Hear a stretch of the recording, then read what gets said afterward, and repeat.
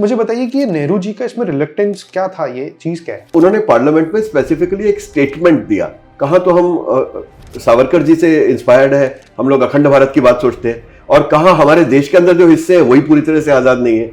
तो तब ये इस बात से प्रेरित होकर या इस बात पे गुस्से में गुस्सा कर उन्होंने ये डिसाइड किया कि हम कुछ नहीं करेंगे तुम्हारी मदद करने के लिए। मतलब एक वर्चुअली देखा जाए तो हमने उनको ये कह दिया कि तुम इंडियन हो ही नहीं। वर्ल्ड कोर्ट में जाना क्यों पड़ा, वर्ल्ड कोर्ट में हुआ क्या, और वर्ल्ड कोर्ट में ऐसा क्या डिसीजन आया जिससे हमारे लिए फेवरेबल हो गया? तो यूनाइटेड नेशंस का मेंबर बनना जरूरी है अगर आप वर्ल्ड कोर्ट में अपील करें तो। पुर्तगाल तो उन्होंने मेंबरशिप सिर्फ इसलिए ली थी कि वो देश के हमारे खिलाफ वर्ल्ड कोर्ट में जाना चाहते थे, बस इतने से इस पर्पस के लिए। और उसके लिए नेहरू ने गवर्नमेंट ने स्पॉन्सर किया था उनको। एक ही साइड के दोनों पहलू नेहरू ही है, तो उन्होंने स्पॉन्सर किया उनको। बिरला जी या कोई मारवाड़ी समाज कुछ तो पैसा दे देते थे रिवॉल्यूशनरीज को या किसी को।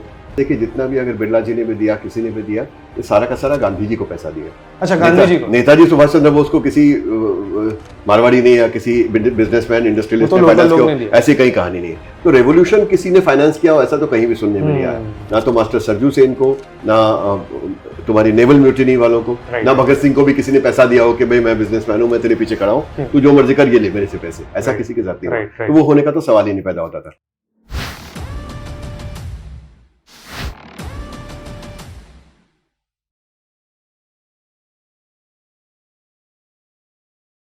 नमस्ते नीलेश जी, आपका स्वागत है आन्विक शिकी विद सात्विक पे, and thank you for hosting me in your office. Thank you so much, my honour.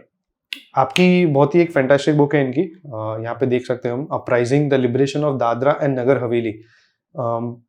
इस सब में से ज्यादा जो शॉकिंग है, हम उस पर आएंगे बात करने के लिए, बट आपने जो मुझे इसके, हमारे जो इस पे प्री टॉक्स हुए हैं ये वीडियो के पहले जी, आपने मुझे एक बहुत अजीब चीज बताई, क्योंकि मैं इनिशियली थोड़ा सा एक संकोच ये था कि दादरा और नगर हवेली पे क्या ही बात कर लेंगे हम, क्योंकि इतना छोटा सा एरिया है।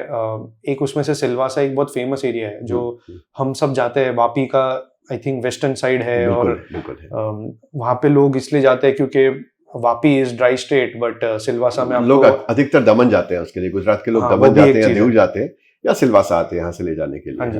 तो मतलब हमें इसके लिए पता है, मैं मुंबई वाला हूँ, तो हमारे लिए शायद 5-6 घंटे का ड्राइव है जी। सो काफी सिमिलर एरिया है। तो मैं सोचा सिलवासा तो फिर भी सुना है, बट दादरा नगर हवेली, जो नगर हवेली का कैपिटल भी है सिलवासा, वो मुझे नहीं पता था। So this was something new. But इसमें एक जो बड़ा एंगल जो मुझे बहुत ज्यादा शॉक किया है, वो है नेहरू जी की reluctance about all this events, जो हम इवेंचुअली इसको बात करने वाले हैं, जिनकी हम बात करने वाले हैं। और इसमें सबसे ज्यादा जो एक चीज जो बहुत शॉकिंग लगी मुझे, वो थी 1954 में जो भी रिवॉल्यूशन होता है या जो भी एक विक्ट्री होती है, उसके बाद में 7 साल तक ये इंडिपेंडेंट कंट्री की तरह इंडिया के अंदर लैंडलॉक्ड बाय इंडिया, एब्सोल्युटली उसके अंदर एग्जिस्ट कर रही है।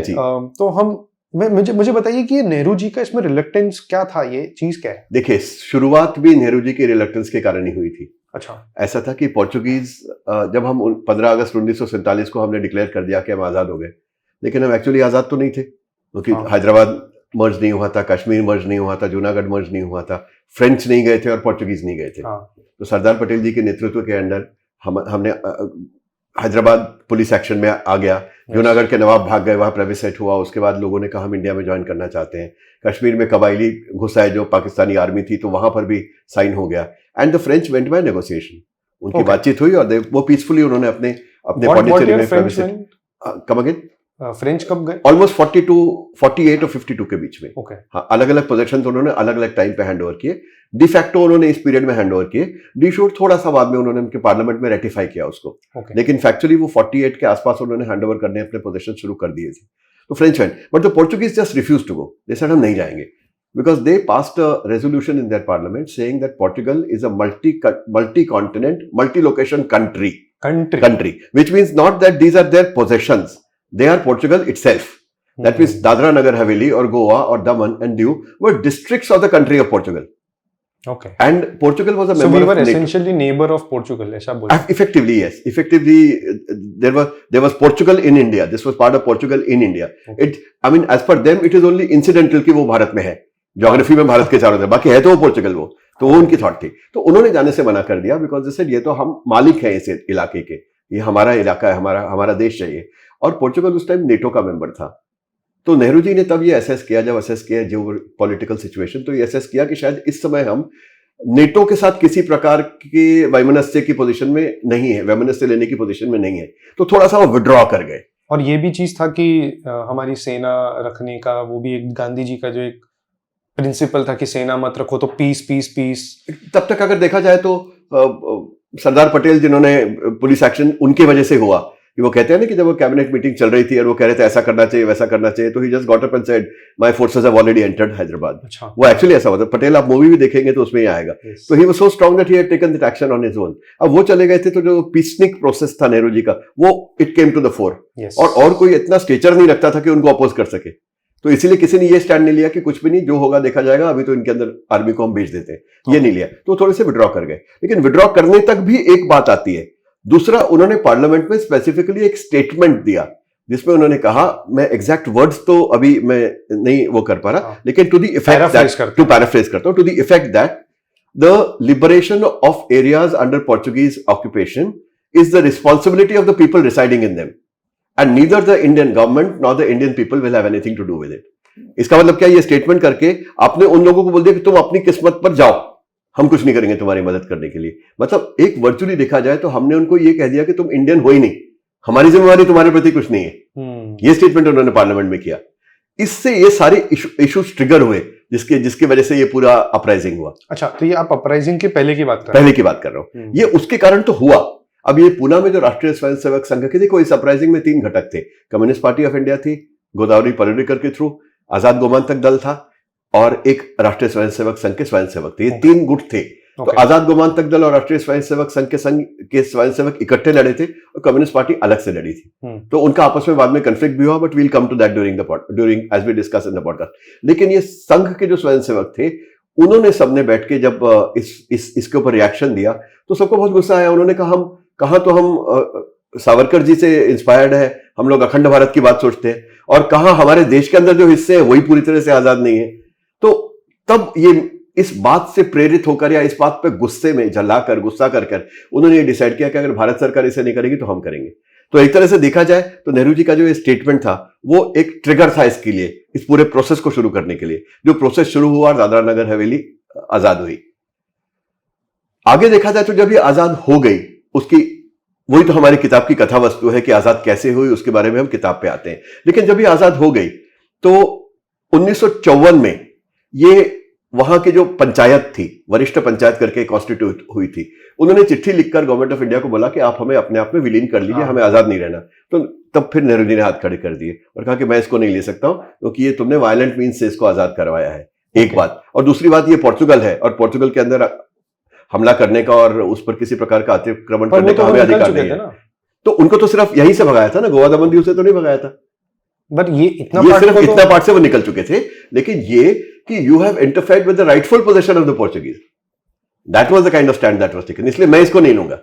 ये तो जब वर्ल्ड कोर्ट ने बाद में, वर्ल्ड कोर्ट के बारे में भी आएंगे हम, कि 54 में वर्ल्ड कोर्ट में केस हुआ, 61 में डिसाइड हुआ। जब 61 में ये डिसाइड किया कि वो राइटफुल पोजीशन नहीं था, तब नेहरू जी ने फौज भेजी गोवा दमन दीव में। तो चलो अभी हमने बात छेड़ी ली है वर्ल्ड कोर्ट की, तो थोड़ा इधर से थोड़ा पीछे से इस तरफ चलेंगे। क्यों नहीं, सबकी अपनी अपनी तरीके होते हैं।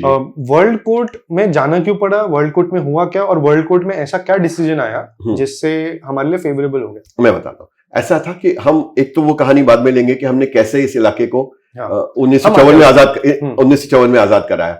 आजाद कराने के बाद ये जो संघ के स्वयंसेवक थे, जो आजाद गोमांतक दल के स्वयंसेवक थे, कम्युनिस्ट पार्टी को तो इन्होंने साइड ट्रैक करके मार भगाया वहां से, और आजाद गोमांतक दल और राष्ट्रीय स्वयंसेवक के स्वयंसेवक थे, इन्होंने सबने बोला कि हमारा काम यहाँ पे हो गया, अब हम यहाँ से जा रहे हैं, क्योंकि हमें इससे किसी प्रकार का फायदा नहीं चाहिए था, हम तो सिर्फ आजाद कराने के लिए आए थे। Our duty towards the nation is done. Locals of Dadra? No, they were from Pune and Goa. मुझे लगा वो तो बस इंडिया में एक बेस होना चाहिए इसलिए। ना, वो तो पुणे के थे, जो मूलतः पुणे के थे, जो संघ के थे। पुणे, सातारा, तलेगांव, मुंबई, इस इलाके के सारे लोग थे with the base in Pune. और आजाद गोमांतक दल तो गोवानीज थे, वो तो वहां से भाग के आए थे क्योंकि उनके ऊपर वहां वारंट थे और उनको डिपोर्ट करने के ऑर्डर्स हो चुके थे। कि उनमें से कुछ तो सॉलिटरी में थे, कुछ जेल में थे। मोस्ट ऑफ द टाइम्स जो ज्यादा टेररिस्ट डिक्लेयर कर दिए जाते थे, they were deported to Angola. at that point of time. वो भी पोर्चुगीज था। पोर्चुगीज था। They were deported there and they were sent back to Portugal also. एक बार जो वहां गया वो उसके बाद छूट के नहीं आता था। मतलब काला पानी है। काला पानी उनका काला पानी था, उनका काला पानी था। ठीक है ना, तो वहां वो उनके वारंट थे, इसलिए वो वहां से एक एक करके अलग अलग कॉम्बिनेशन में भाग के आए थे और इंडिया में उन्होंने आजाद गोमांतक दल का दफ्तर खोला था। और वो ये दोनों गठ जो है वो कोलैबोरेट कर रहे थे, बिकॉज उनकी विचारधारा एक तरह से देखी जाए तो एक ही तरह की थी, isn't it? तो ये लोग हम how did we get here? Court. हाँ, कोर्ट। ओके, जब इन्होंने आजाद करा दिया तो इन्होंने बोला कि भाई हमारा काम हो गया, हम तो देश की सेवा करने आए थे, हमने कर दिया, इनको भगा दिया। तो अब जो लोकल लोग थे उनको इकट्ठा किया, 72 गांव के सरपंचों को इकट्ठा किया, उनकी एक वरिष्ठ पंचायत करके बॉडी कॉन्स्टिट्यूट हुई। उस बॉडी ने नेहरू जी को चिट्ठी लिखी कि आप हमें विलीन कर लीजिए, to which Nehru ji refused.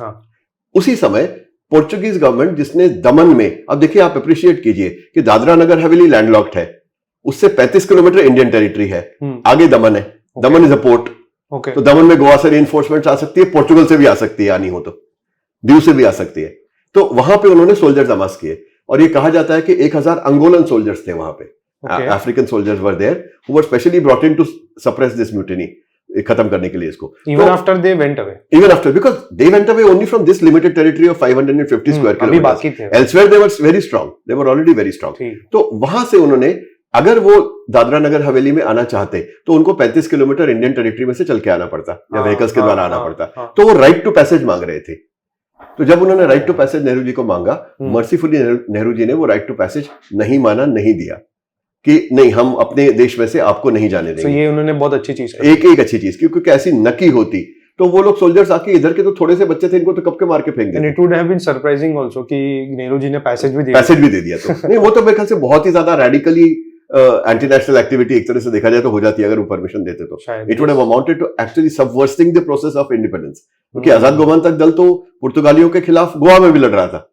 तो ये तो आपको सीधा आप उनको कह रहे थे कि नहीं आपकी कोई कीमत ही नहीं है, आप कुछ भी करोगे तो हम तो आपके साथ नहीं खड़े होंगे। तो उतना उन्होंने नहीं किया। तो Portugal went to the world court through, it was not even a member of the United Nations. तो यूनाइटेड नेशंस का मेंबर बनना जरूरी है अगर आप वर्ल्ड कोर्ट में अपील करें तो। पोर्तुगाल, अच्छा, बट वो नेटो का मेंबर था। नेटो का मेंबर था, लेकिन वो पोर्चुगल यूनाइटेड नेशंस का मेंबर नहीं था। ये बहुत वियर्ड चीज है। हाँ, लेकिन यूनाइटेड नेशंस में जब उसको मेंबरशिप चाहिए थी तो भारत की सरकार ने उनको स्पॉन्सर किया था अपनी पीसफुल इमेज के लिए। हाँ, नेहरू जी की सरकार ने उसको स्पॉन्सर किया था। इंडियन गवर्नमेंट ने स्पॉन्सर, नॉट नोइंग कि वो मेंबरशिप लेके हो रहा है। तो उन्होंने मेंबरशिप सिर्फ इसलिए ली थी कि वो देश के हमारे खिलाफ वर्ल्ड कोर्ट में जाना चाहते थे, बस इतने से इस पर्पस के लिए उन्होंने उसके लिए नेहरू ने गवर्नमेंट ने स्पॉन्सर किया था उनको। एक ही साइड के दोनों पहलू नेहरू ही है। तो उन्होंने स्पॉन्सर किया उनको, और स्पॉन्सर करने के बाद वो वर्ल्ड कोर्ट में गए और वर्ल्ड कोर्ट में उन्होंने अर्जी डाली कि हमें राइट ऑफ पैसेज देना चाहिए, because these are possessions of Portugal of which we have been illegally sent out. Okay, हाँ, तो इसीलिए हमें अधिकार मिलना चाहिए इसका। This case the government fought.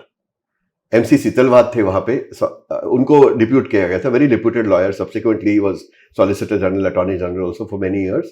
तीसरा सीतलवाद जिनकी बेटी है, उनके फादर तो वो थे। तो वो गए थे, उन्होंने भारत को रिप्रेजेंट किया था वहां पर। एंड इंडिया गेव द, जब वो केस चला 7 साल तक, उस 7 साल के दौरान ये जो लड़के थे, ये और कुछ और इकट्ठे होके इन्होंने प्रूफ्स इकट्ठे किए कि ये पोर्चुगीज पोजेशन नहीं है। ये 8 जनों को पता था पहले कि ये नहीं है, कि ये सब्सिक्वेंटली अनरेबल होता रहा। उनका लीगल स्टेटस तो उनको मालूम ही नहीं था। जब कोर्ट गए तो उन्होंने wanted to fight that case because they didn't want to give up on their hard-earned freedom, which was so. Therefore, these boys went to Pune, took out the original documents, and looked for the documents. एक father हेराट थे historian Mumbai में, तो शायद Wilson college में थे, मुझे college का नाम अब याद नहीं। उनके पास उसकी एक कॉपी थी उस एग्रीमेंट की जो पेशवाज ने की थी while handing over these villages to the Portuguese. उन्होंने वो निकाली और तब उन्होंने कंपेयर करके दिखाया कि जो इंग्लिश ट्रांसलेशन लॉन्च हुई है वर्ल्ड कोर्ट में और जो ओरिजिनल है मराठी का, उसके अंदर डिफरेंस है। उन्होंने कुछ वर्ड्स ट्विस्ट कर दिए थे। In the process of translation the Portuguese had twisted some words to reflect in their favour. तो there were 2 versions of the treaty which were launched. And also कि वो जो ट्रीटी उनके पोर्चुगल की queen ने साइन की थी, वो इंग्लिश ट्रांसलेशन साइन करी थी, उस पर पेशवा जी के साइन नहीं थे, और जो मराठी में जिस पे पेशवा जी के साइन थे उस पर क्वीन के साइन नहीं थे। तो effectively there was no argument. It's so complicated. Treaty नहीं थी वो, और अगर थी भी तो पेशवा जी ने कुछ एक few years down the line उसको रिवोक भी कर दिया था। वो रिवोक का भी डॉक्यूमेंट इन्होंने निकाला। ये जब लॉन्च हुआ वर्ल्ड कोर्ट में, तो वर्ल्ड कोर्ट एक्सेप्टेड कि दादरा नगर हवेली पर पोजेशन नहीं था वो, उनको सिर्फ वहां पर रेवेन्यू कलेक्शन का अधिकार दिया गया था, जो अधिकार भी पेशवाजी ने बाद में छीन लिया था। वो बात अलग है कि तब Marathas were on the decline, they didn't have the military force to enforce it, इसलिए वो उनको वापस नहीं ले पाए टेरिटरी को। लेकिन फैक्ट रिमेन्स कि वो अधिकार उन्होंने वापस ले लिया था अपने नाम से। So therefore this was not Portugal. ये जब सिद्ध हुआ तो उसके बाद नेहरू जी ने एक कॉन्स्टिट्यूशन अमेंडमेंट लाया पार्लियामेंट में, 10th amendment to the constitution, उसके द्वारा इस एरिया को अपने अंदर मर्ज कर लिया। एंड साथ में गोवा को उसके 6 महीने बाद, ये अगस्त में हुआ, तो दिसंबर में गोवा की वो हुई। यानी आप समझ लीजिए कि जब ये हो गया कोर्ट में डिसीजन, उस टाइम मूवमेंट शुरू हो गई होगी कि हमें गोवा में आर्मी भेजनी है, प्रॉब्ली प्लानिंग चल रही होगी या जो भी होगा। स्पेकुलेशन। तो अब तो नेटो का भी एक तरीके से हम जा चुका है। तो नेटो का जो डर था उसका रिस्क नेहरू जी ने नहीं लिया, पटेल होते तो शायद ले लेते। हाँ। ये इन लड़कों ने रिस्क लिया कि नेटो या कुछ भी हो, हमें उससे कोई मतलब नहीं, हमें तो करवाना है काम ये। तो जब इनकी बहादुरी के कारण ये नेटो का डर हट गया, तब हम अपनी फौज गोवा दमन दीव में भेज पाए, नहीं तो शायद हो सकता है आज भी हम वहां पर वीसा कटवाकर और गोवा जा रहे होते। तो इसको छोटे से इलाके को मत समझिए, ये कहानी एक छोटे इलाके की नहीं है, ये कहानी बहादुरी की है, फाइटिंग अगेंस्ट ऑल ऑड्स की है, और कैसे केवल देश प्रेम से प्रेरित बगैर किसी लालच के कुछ लड़कों ने किस तरह अपनी जान पे खेलकर देश का कुछ अच्छा किया, इसकी कहानी है। तो इसे इस पर्सपेक्टिव से देखिए। जगह तो एक इंसिडेंटल है, ये कहीं भी हो सकती थी कहानी। राइट। और आप 72 गांव बोल रहे हो तो कुछ भी नहीं है। और आपने अभी जितना एक्सप्लेन किया, मेरा भी जब मैंने स्टार्ट आपसे वीडियो किया उसके पहले भी मुझे काफी चीजें पता थी। हाँ। पर आपने even when I started recording अभी, तभी भी मुझे लगा नहीं था कि इतना बड़ा आपने जो अभी चीजें बताई है, स्पेशली यूएन का मेंबरशिप लिया इसी चीज के लिए। जी जी जी। यू कैन अंडरस्टैंड कि ये बहुत बड़ा इंसिडेंट था, मतलब it has shaken the system कि बहुत सारे वे अराउंड्स किए और मालूम पड़ा, और उसके वजह से I think it became easier to take back Goa. It was the only reason why we could take back Goa Daman. Oh really? Otherwise this Goa Daman would never have happened. क्योंकि जब ये केस चल रहा था तो पुर्तगाल ने बहुत लॉबिंग भी की, यूएस के साथ, यूके के साथ, फ्रांस के साथ, जर्मनी के साथ, कि भाई नेटो की फोर्सेस बीच में आनी चाहिए। लेकिन seeing the legal condition or seeing the what had really been going on over there, the NATO countries refused to respond. तो नेहरू जी का ये डर नेटो वाला हट गया कि उनको पता था अगर मैं वहां भी भेजूंगा आर्मी को तो नेटो बीच में इंटरफेयर नहीं करेगी। तो ये एक तरह का it was the catalyst to a huge reaction. And the 100% freedom of the Indian which the Indian people now enjoy, तो 100% जो हम आजाद हुए वो केवल इस मूवमेंट की शुरुआत के कारण हुए। इस मूवमेंट ने जो कैटलिस्ट का काम किया, जैसे अपन केमिस्ट्री लैब में थोड़ा सा कैटलिस्ट डालते हैं लेकिन वो एक्सप्लोसिव रिएक्शन हो जाता है, उस तरह से ये कैटलिस्ट था। और ये कैटलिस्ट इंडिविजुअल लोगों ने किया। क्योंकि अब हम दादरा और नगर हवेली को छोटा बोल रहे हैं, but if you look at, अगर ये कंटेक्स्ट में डाले इंडिया के मुकाबले, तो गोवा भी बहुत छोटा है। बिल्कुल है। और अब इनके सामने गोवा बड़ा लग रहा है, पर हम ये भी बोल सकते थे गोवा तो कुछ भी नहीं था भाई, नेटो इतना चीज क्यों कर रहे हैं जब इतनी छोटी सी चीज है, क्या हो जाएगा अगर वो लोग लूज कर दे। But it seems very serious. It is very serious because you after all you are claiming freedom. आप कह रहे हैं कि हम आजाद हैं, और आपके देश का एक सिग्निफिकेंट पोर्शन या नॉन सिग्निफिकेंट भी हो, पर एक इलाका ऐसा है जिसके अंदर लोगों को बर्बरता हर तरह की सहनी पड़ रही है और उनको आवाज उठाने का भी अधिकार नहीं है, और आप हाथ झाड़ के उनसे अलग हो रहे हो कि भैया हम तुम्हारे बीच में नहीं बोलेंगे, तुमको जो करना है खुद करो। अब वो खुद करने की पोजीशन में होते तो जब अंग्रेजों को भगाया यहां से या भागे अंग्रेज यहां से, तो पुर्तगाली भी भाग जाते हैं ना। राइट। वो इट डिडंट हैपन बिकॉज इन्होंने इतना ज्यादा किया कि बहुत लोग प्रभावित हुए इससे, और उस प्रभाव के कारण वो शायद आजाद गोवा तक दल में आके मिले। ऐसे बहुत लोगों के साथ हुआ। ओके तो चलो थोड़ा सा अभी अपराइजिंग पे आ ही जाते हैं, एक्चुअल अपराइजिंग पे जी। वो आपने मुझे 2-3 चीज बताई। एक तो आपने पहले स्टार्ट कर दिया कि ये कुछ बाहर के लोग थे, ये दादर नगर हवेली से नहीं थे। नहीं थे, और इन्होंने शायद थोड़े से लोकल्स लोग को किया ही होगा, उनकी मदद ली थी केवल लॉजिस्टिक्स और कम्युनिकेशन लाइंस के लिए। ओके। एक्चुअल लड़ाई में तो यही थे और कोई था ही उनका कोई लोकल। एंड आपने मुझे एक चीज बोला कि बिकॉज नेहरू ने तो ओपनली कह दिया कि नेटो के वजह से हम नहीं जाएंगे जी। पर एक दो चीज होती है, एक होती है ऊपर से डिप्लोमेसी कि हम तो वर्ल्ड में दिखा रहे हैं कि ऑफिशियली नॉटिंग, बट अनऑफिशियली उन्होंने कुछ किया। और सेकंड, आपने मोरारजी देसाई की एक बात कही थी, जो बॉम्बे प्रेसिडेंसी, जो तब पूरा बॉम्बे का एक जो स्टेट, बॉम्बे गुजरात द्विभाषिक स्टेट था, गुजरात और महाराष्ट्र, उसके मुख्यमंत्री थे। उसके तो मुख्यमंत्री थे। तो आपने कहा इन्होंने हेल्प की, तो ये एक तरीके से थोड़ा वो हो गया कि सेंट्रल गवर्नमेंट ने हेल्प नहीं की पर शायद स्टेट गवर्नमेंट ने की। मैं उसकी बैकग्राउंड बताता हूँ। तो ये 2-3 चीजें की, क्या नेहरू ने कुछ अंदर से हेल्प की या नेहरू गवर्नमेंट ने कुछ अंदर से हेल्प की, और मोरारजी देसाई का क्या रोल था? नेहरू जी ने एक्टिवली भी नहीं, पैसिवली भी नहीं, अंदर से भी नहीं, किसी प्रकार की हेल्प नहीं की। उनका तो मोरारजी भाई को क्लियर इंस्ट्रक्शन था कि जो मेरी पॉलिसी है कि भारत का कोई इंसान इसमें नहीं जाएगा, इसमें भाग नहीं लेगा, इसको एनफोर्स करना है।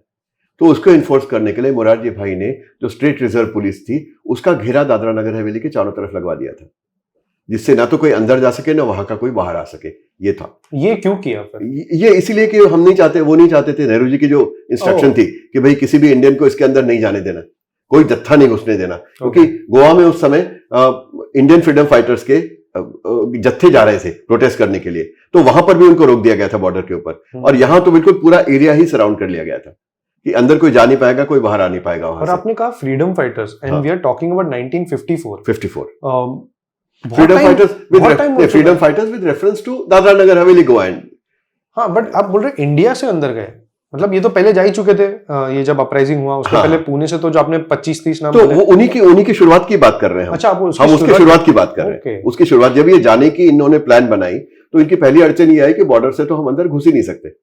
घुस इसलिए नहीं सकते कि चारों तरफ से एसआरपी का घेरा है, स्टेट रिजर्व पुलिस का घेरा है। एक डीआईजी थे नगरवाला जो बाद में आईजी गुजरात के भी हुए, उनके पीछे नगरवाला स्टेडियम है अहमदाबाद में, क्रिकेट स्टेडियम, तो ही इज दैट नगरवाला। तो वो कैंप थे लवाचा में, और लवाचा से उन्होंने चारों तरफ से सराउंड करके रखा हुआ था इस पूरे इलाके को, कोई अंदर बाहर नहीं जा सकता था, है ना। तो अब मोरारजी भाई ने कैसे हेल्प की और क्यों हेल्प करी इसके अंदर? हेल्प ऐसे की और इसलिए की कि जैसे आजाद गोमांतक दल और राष्ट्रीय स्वयंसेवक संघ ये मिलकर आजाद गोमांतक ये प्लान बना रहे थे कि हम लोग जाके हमला करेंगे, दादरा नगर हवेली को आजाद कराएंगे, यहां से संसाधन लेके दमन पे हमला करेंगे, वहां से संसाधन लेके दीव पे करेंगे, और वहां से जितनी शिप्स खड़ी होंगी उनको हम हाईजैक करके और उनको अपने आधिपत्य में लेकर और जाकर गोवा पे हमला करेंगे। पूरा बड़ा स्कीम था उनका। अच्छा, so it's not only it was not only limited to this, it was meant to be the beginning of that entire process. Okay. ये उनका विचार था। एनीवेज, तो इनके साथ साथ कम्युनिस्ट पार्टी ऑफ इंडिया जो गोदावरी बाई परोलेकर करके उनकी नेता थी, जिन्होंने आजादी से पहले भी जो गढ़चिरौली वगैरह डिस्ट्रिक्ट्स हैं उस पर ट्राइबल्स को बहुत ऑर्गेनाइज किया था। और बहुत अच्छा काम किया था उनके लिए, क्योंकि वहां पर भी वो इसी तरह लैंडलॉर्ड से पीड़ित थे, तो इन लैंडलॉर्ड्स के खिलाफ आवाज उठाने में बहुत उन्होंने मदद करी थी। उसके लिए वो ब्रिटिश जेल में भी थी, और 1947 में जब आजादी आई तो उनको जेल से छोड़ दिया गया, लेकिन ये वार्निंग के साथ कि तुम उन डिस्ट्रिक्ट्स में नहीं जाओगी। फिर भी वो गई और उनके पीछे पुलिस पड़ी, तो she would have been arrested. इसलिए वहां से थोड़ा भेष बदल के वो भागकर दादरा नगर हवेली में आ गई, पोर्चुगीज ऑक्युपाइड एरियाज में। और वहां उन्होंने जब ट्राइबल्स की हालत देखी, वो उन्होंने उस ट्राइबल्स की हालत से जो ब्रिटिश एरिया में थे उनको बदतर लगी। इसलिए उन्होंने ये डिसाइड किया कि मैं इनको भी ऑर्गेनाइज कराऊंगी, तो उन्होंने उनको ऑर्गेनाइज किया और एक तरफ से उन्होंने नगर हवेली में प्रवेश भी कर लिया। फिर गोवा में एक यूनाइटेड गोवंस करके पार्टी थी, which was again a militant organization. वो लेफ्ट लीनिंग थे, again they were very closely aligned to Lohia. तो वो यूनाइटेड गोवंस की जो पार्टी थी, उन्होंने दादरा मुक्त करवाया, हमला करके दादरा मुक्त कराया। अभी तक ये आजाद गोमंतक दल का कुछ रोल वो अभी नहीं आया था। दादरा नगर हवेली दो हिस्से है, लेकिन हम जब कहते हैं दादरा एंड नगर हवेली, हमको लगता है आधा नहीं तो चौथा हिस्सा तो होगा, ऐसा नहीं है। Dadra is only 2 villages and Nagar Haveli is 70 villages. तो मेन एरिया तो ये था। उस दादरा को उन्होंने मुक्त कराया करीब करीब उसी टाइम जब ये लोग अटैक करने ही वाले थे। इनका एक इंसान नाना काजरे करके इनके एक मेंबर थे, वो वहां पर लवाचा में एक आश्रम था, आश्रम कहिए कि पीड़ित महिलाओं के लिए, मतलब पुर्तगाली जिन पर अत्याचार बर्बरता करते थे, वो महिलाएं भाग के आते थे, वो शेल्टर होम था उनके लिए। तो उस शेल्टर होम में माली के रूप में वो रहे, और उन्होंने दादरा का जो पुलिस इंस्पेक्टर था, वहां का सब इंस्पेक्टर था, साउथ शेफ बोलते थे उसको, उससे उन्होंने दोस्ती की। अच्छा। और दोस्ती करके ऐसे बना लिया था कि वो वहां जाके रमी खेलते थे, उनको दारू पिलाते थे, इस तरह किया था। तो उन्होंने वो सब कुछ कर रखा था कि आज रात को हम हमला करेंगे। अपने सारे वॉलंटियर्स इकट्ठे कर लिए थे, जो दादरा के ही रहने वाले थे। शांतिबाई देसाई थे उनके अंडर, जो वहां के एक प्रोमिनेंट लैंडलॉर्ड थे, उनके अंडर उन्होंने इकट्ठा किया। और जिस रात को उनको हमला करना था, उसी रात को उधर से यूनाइटेड गोवंस ने हमला कर दिया और दादरा को उन्होंने कैप्चर कर लिया विद आर्म्स। तो ये लोग उसको रेजिस्ट नहीं कर पाए, because they were numerically lesser and they had not picked up their arms as yet. इनका आइडिया ये था कि हम दादरा पुलिस चौकी पे हमला करेंगे, वहां एक सबमशीन गन रखी है, वो छीन लेंगे और उसी से इन पे अटैक करके, और ये जो 7-8 पुलिस वाले वहां हैं, उनको हम डिसआर्म कर देंगे। लेकिन वो हुआ नहीं, because those people came with arms and they captured the area. तो दादरा में कम्युनिस्ट घुस आए। उसके बाद गोदावरी बाई के अंडर धीरे धीरे उन्होंने नगर हवेली में भी एंट्री करनी शुरू कर दी। 2 विलेज आजाद कराए, 4 विलेज आजाद कराए। एट अ पीक उन्होंने 32 विलेज 72 में से लिबरेट कर लिए कम्युनिस्टों ने, धीरे धीरे आगे बढ़ते बढ़ते। ये बात अलग है कि वो सारे ऐसे विलेजेस थे जिनमें कहीं एक पुलिस वाला था, कहीं पे मतलब 4 गांवों में भी 2 पुलिस वाले थे। इस तरह के माइनर रेजिस्टेंस था, वो उन्होंने इलाके पहले ऑक्यूपाई कर लिए। इट इज लाइक सेइंग कि मैं गया और कुतुब मीनार पे मैंने एक झंडा लगा दिया कि आज से मेरा है। तो मेरा हो गया, उस तरह से उन्होंने आजाद करा। बट फैक्ट मीन्स कि उनका कंट्रोल तो था 32 गांव पे। अब मोरारजी भाई के साथ ये था कि Morarji bhai was totally antipathic to communist. बिल्कुल कम्युनिस्ट के विरोध, बिल्कुल कम्युनिस्ट हेटर थे वो। एक बात, और पॉलिटिक्स भी ये कहती थी कि हैदराबाद में जब कम्युनिस्टों ने आर्म्स उठाए थे तो they were fighting the Nizam initially. Hyderabad में दे वर फाइटिंग द निजाम, लेकिन जब भारत की फौज अंदर घुसी उन्होंने निजाम की तरफ से लड़ाई करी। अरे बाप, हाँ, रजाकारों के साथ मिलकर निजाम की तरफ से लड़ाई करी। Communist history is also very bad. हाँ, वो एक उसकी अलग किताब और एक अलग पॉडकास्ट हो सकती है। एक नहीं, कई पॉडकास्ट हो सकते हैं उस पर। तो उन्होंने निजाम की तरफ से लड़ाई करी और निजाम ने उनको आर्म्स दिए और बाद में वो आर्म्स लेके जंगलों में भाग गए और बहुत सालों तक तेलंगाना पे उनका कंप्लीट प्रभुत्व रहा उस जंगली एरिया में, और भारत की सेना को और पुलिस को बहुत मुश्किल हो गया था उनको वहां से हटाना। अभी आप देखेंगे तो नक्सल एरिया प्राइमरीली वही है, एक्चुअली प्राइमरी है वो है, या गढ़चिरौली डिस्ट्रिक्ट है जहां इनका पहले से बस्तर इलाका है, वो सारा एक कंटिन्यूअस इलाका है, कंटिन्यूअस। तो मोरारजी भाई को डर ये था अगर हैदराबाद रिपीट हो गया और मेरे गुजरात और महाराष्ट्र के बीच में कम्युनिस्ट ऑनक्लेव तैयार हो गया और इन्होंने इसको इंडिपेंडेंट देश घोषित कर दिया, क्योंकि ऑलरेडी तो हम जा ही नहीं पाएंगे। 32 इनके हाथ में है, बाकी 40 में अगर ये कर ले तो ये अगर इन्होंने आजाद कर लिया और बाद में ये कहा कि हमको इसको इंडिपेंडेंट देश की तरह चलाएंगे तो इनको निकालना मुश्किल हो जाएगा, जो इनके लिए इजी हो जाता करने के, क्योंकि 54 से 61 तक तो था ही। एब्सोल्युटली, तो वो कर सकते थे, लेकिन वो चूंकि लोकल लोगों के कंट्रोल में था इसलिए वो बार बार पिटीशन करते थे कि हमें भारत में मिला लीजिए 54 to 61। अगर ये कम्युनिस्टों के कंट्रोल में होता वो उसको एक गढ़ बना लेते और उस गढ़ से अपनी आइडियोलॉजी प्रोपेगेट करते चारों तरफ। ये देखते हुए मोरारजी भाई ने फिर इन लोगों को स्पेशली बुलवाया, जो आजाद गोमांतक दल संघ के जो कार्यकर्ता थे, क्योंकि इन लोगों ने बहुत प्रोटेस्ट किया वहां जाके, क्योंकि जब दादरा पर हमला हुआ यूनाइटेड गोवंस का, उस समय उनको फ्री एक्सेस दिया गया गोवा से लेकर दादरा तक, क्योंकि वो नेहरूवियन डिक्टम में बैठते थे। It is the responsibility of the people living in those areas, so they were people living in that areas, therefore they were not only allowed, they were actually given a railway wagon to be transported from Goa to Dadra. तो इन लोगों ने protest किया, भाई हमको तो तुम अंदर भी नहीं घुसने दे रहे और उनको एक रेलवे का डब्बा दे रहे हो कि तुम आओ और यहाँ पे अटैक करो, तो ये क्या लॉजिक है। तो उस समय मोरारजी भाई ने इन सबको बुलाया और इनको बुला के कहा कि देखो ऑफिशियली तो मैं कुछ नहीं कर सकता, लेकिन मैं ये कर सकता हूं कि जो मेरा एसआरपी का घेरा है वो बॉर्डर तक आपको एस्कॉर्ट करके लेके जाएगा। अच्छा, खुद ही? हाँ, आपको एस्कॉर्ट करके बॉर्डर तक ले जाएगा, बॉर्डर के अंदर छोड़ देगा, लेकिन बॉर्डर के अंदर जाने के बाद आप जीते हो या मरते हो इसमें मैं कुछ नहीं कर सकता।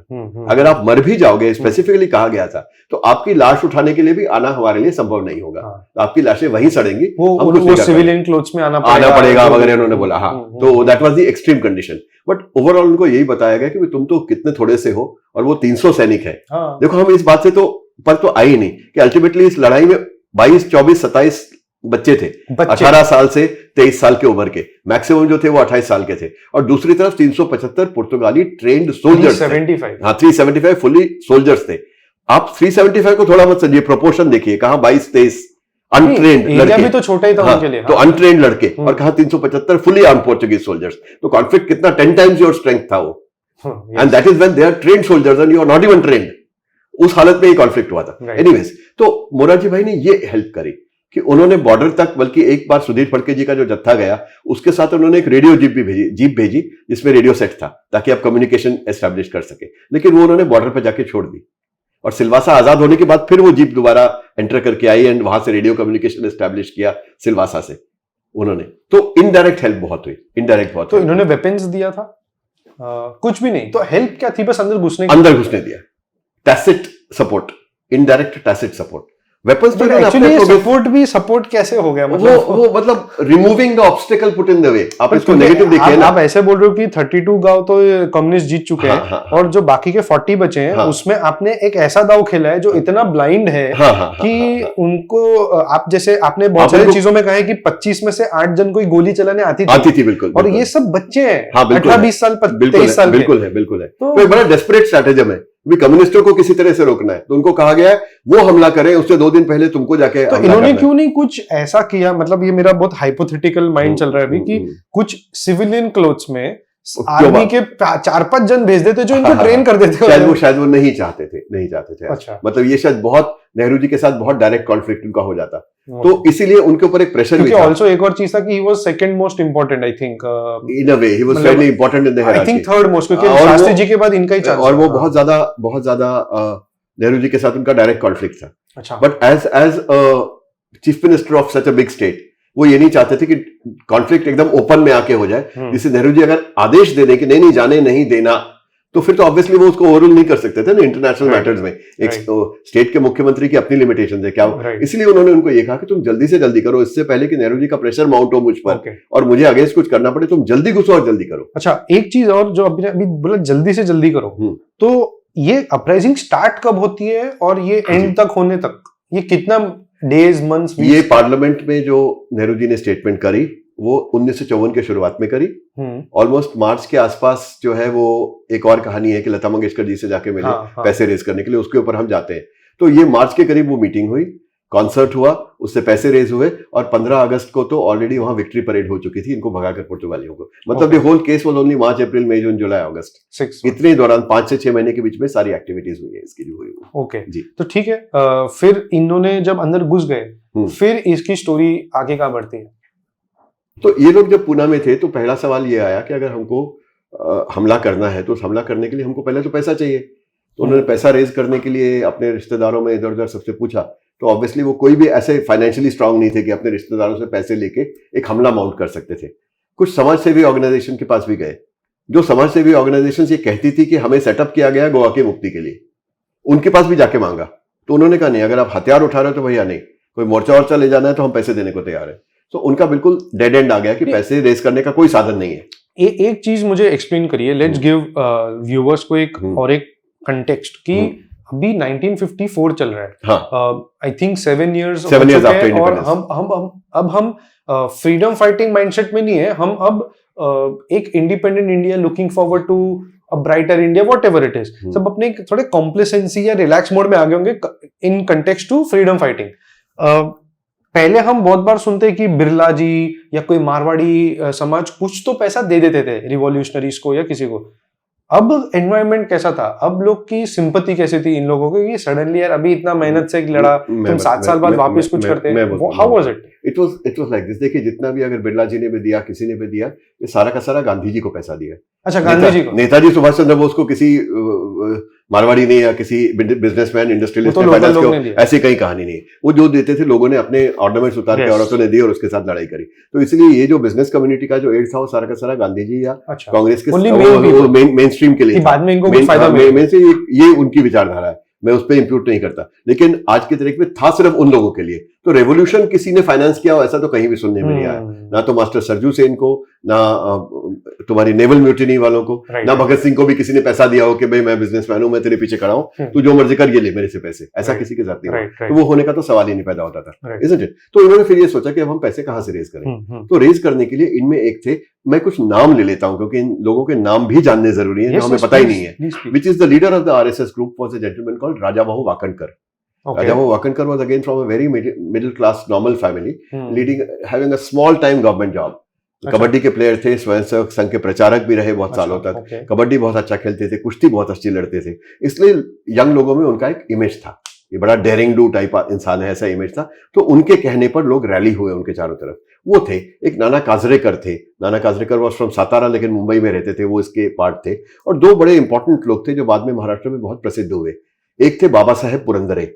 Baba Saheb Purandare is a historian, आप मुंबई से, आपको पता है। शिवाजी के बारे में उन्होंने बहुत एक्सटेंसिवली लिखा है। और बाबा साहेब जो है बाद में उनको पद्म विभूषण भी दिया गया। तो he is a fairly high individual in the intellectual hierarchy. Baba Saheb थे। और एक से Sudhir Phadke. Sudhir Phadke is a music director.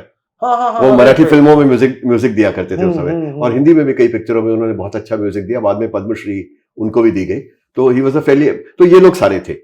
तो जब सारे साधन समाप्त हो गए और अब ये था कि आप कहां जाएं, पब्लिक में जाके मांग नहीं सकते, क्योंकि जब पब्लिक में जाके मांगेंगे तो सबको पता चल जाएगा कि ऐसा कुछ होने वाला है, तो सरकार क्लैंप डाउन कर लेगी इमीडिएटली। इसलिए सुधीर फड़के जी ने बोला कि अपन लता दीदी से बात करते हैं, क्योंकि उन्होंने उनके साथ, लता मंगेशकर जी के साथ कुछ सॉन्ग्स रिकॉर्ड किए थे। तो वो उनको लता मंगेशकर जी के पास लेके गए। लता जी को सारी बात बताई कि हम ऐसा ऐसा करने जा रहे हैं।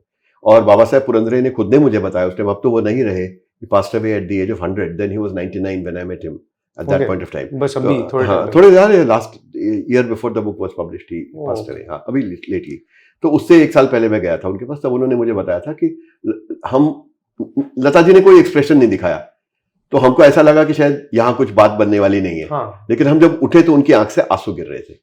वो इतनी ज्यादा इमोशनली इन्वॉल्व हो गई थी, क्योंकि उनका जो गांव है जहां पे जो मंगेश का टेम्पल है, जिससे वो मंगेशकर नाम अपना लेते हैं, उस पर पुर्तगालियों ने कब्जा किया हुआ था।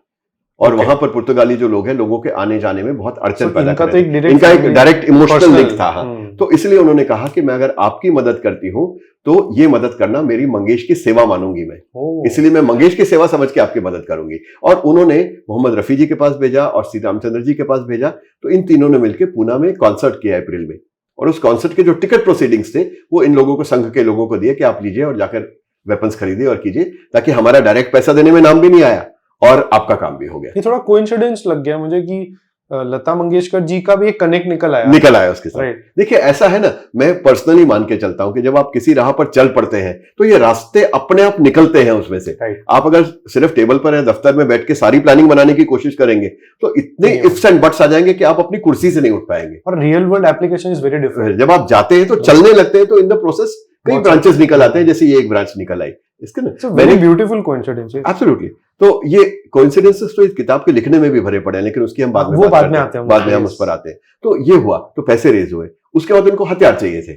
अब हथियार आप जाके ऐसे तो नहीं दुकान में जाके कस्बा बाजार से लेके आ गए, कहां से लाएंगे? ब्लैक मार्केट ढूंढना है। दो ब्लैक मार्केट थे, एक था हैदराबाद और एक था गोवा।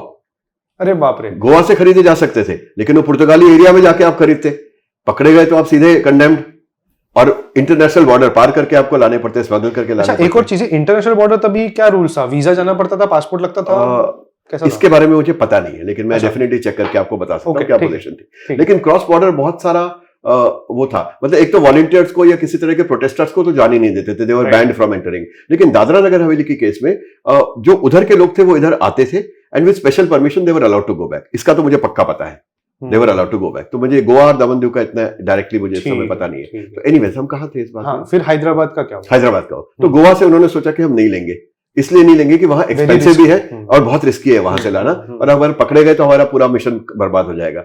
तो वो लोग हैदराबाद गए ढूंढने के लिए। अब हैदराबाद में वेपन्स कहाँ थे? मैंने बताया ना कि जब इंडियन फौज आई तो रजाकार भाग गए, और वो कम्युनिस्ट भी भाग गए, सारे भाग गए। उनको आर्म किया था निजाम ने, आर्म स्पेशली स्मगल करवाए थे। एक बिशप सिडनी कॉटन थे, एक अंग्रेज एडवेंचरर थे। तो इन्होंने, निजाम ने वेपन्स खरीदे और वेपन्स कराची में लाए, और कराची से उन्होंने एक एयरक्राफ्ट पे 16 सॉर्टीज करी और वो जाके हैदराबाद में लैंड किए, क्योंकि हैदराबाद तो लैंडलॉक्ड है ना, तो हैदराबाद में आएंगे कैसे?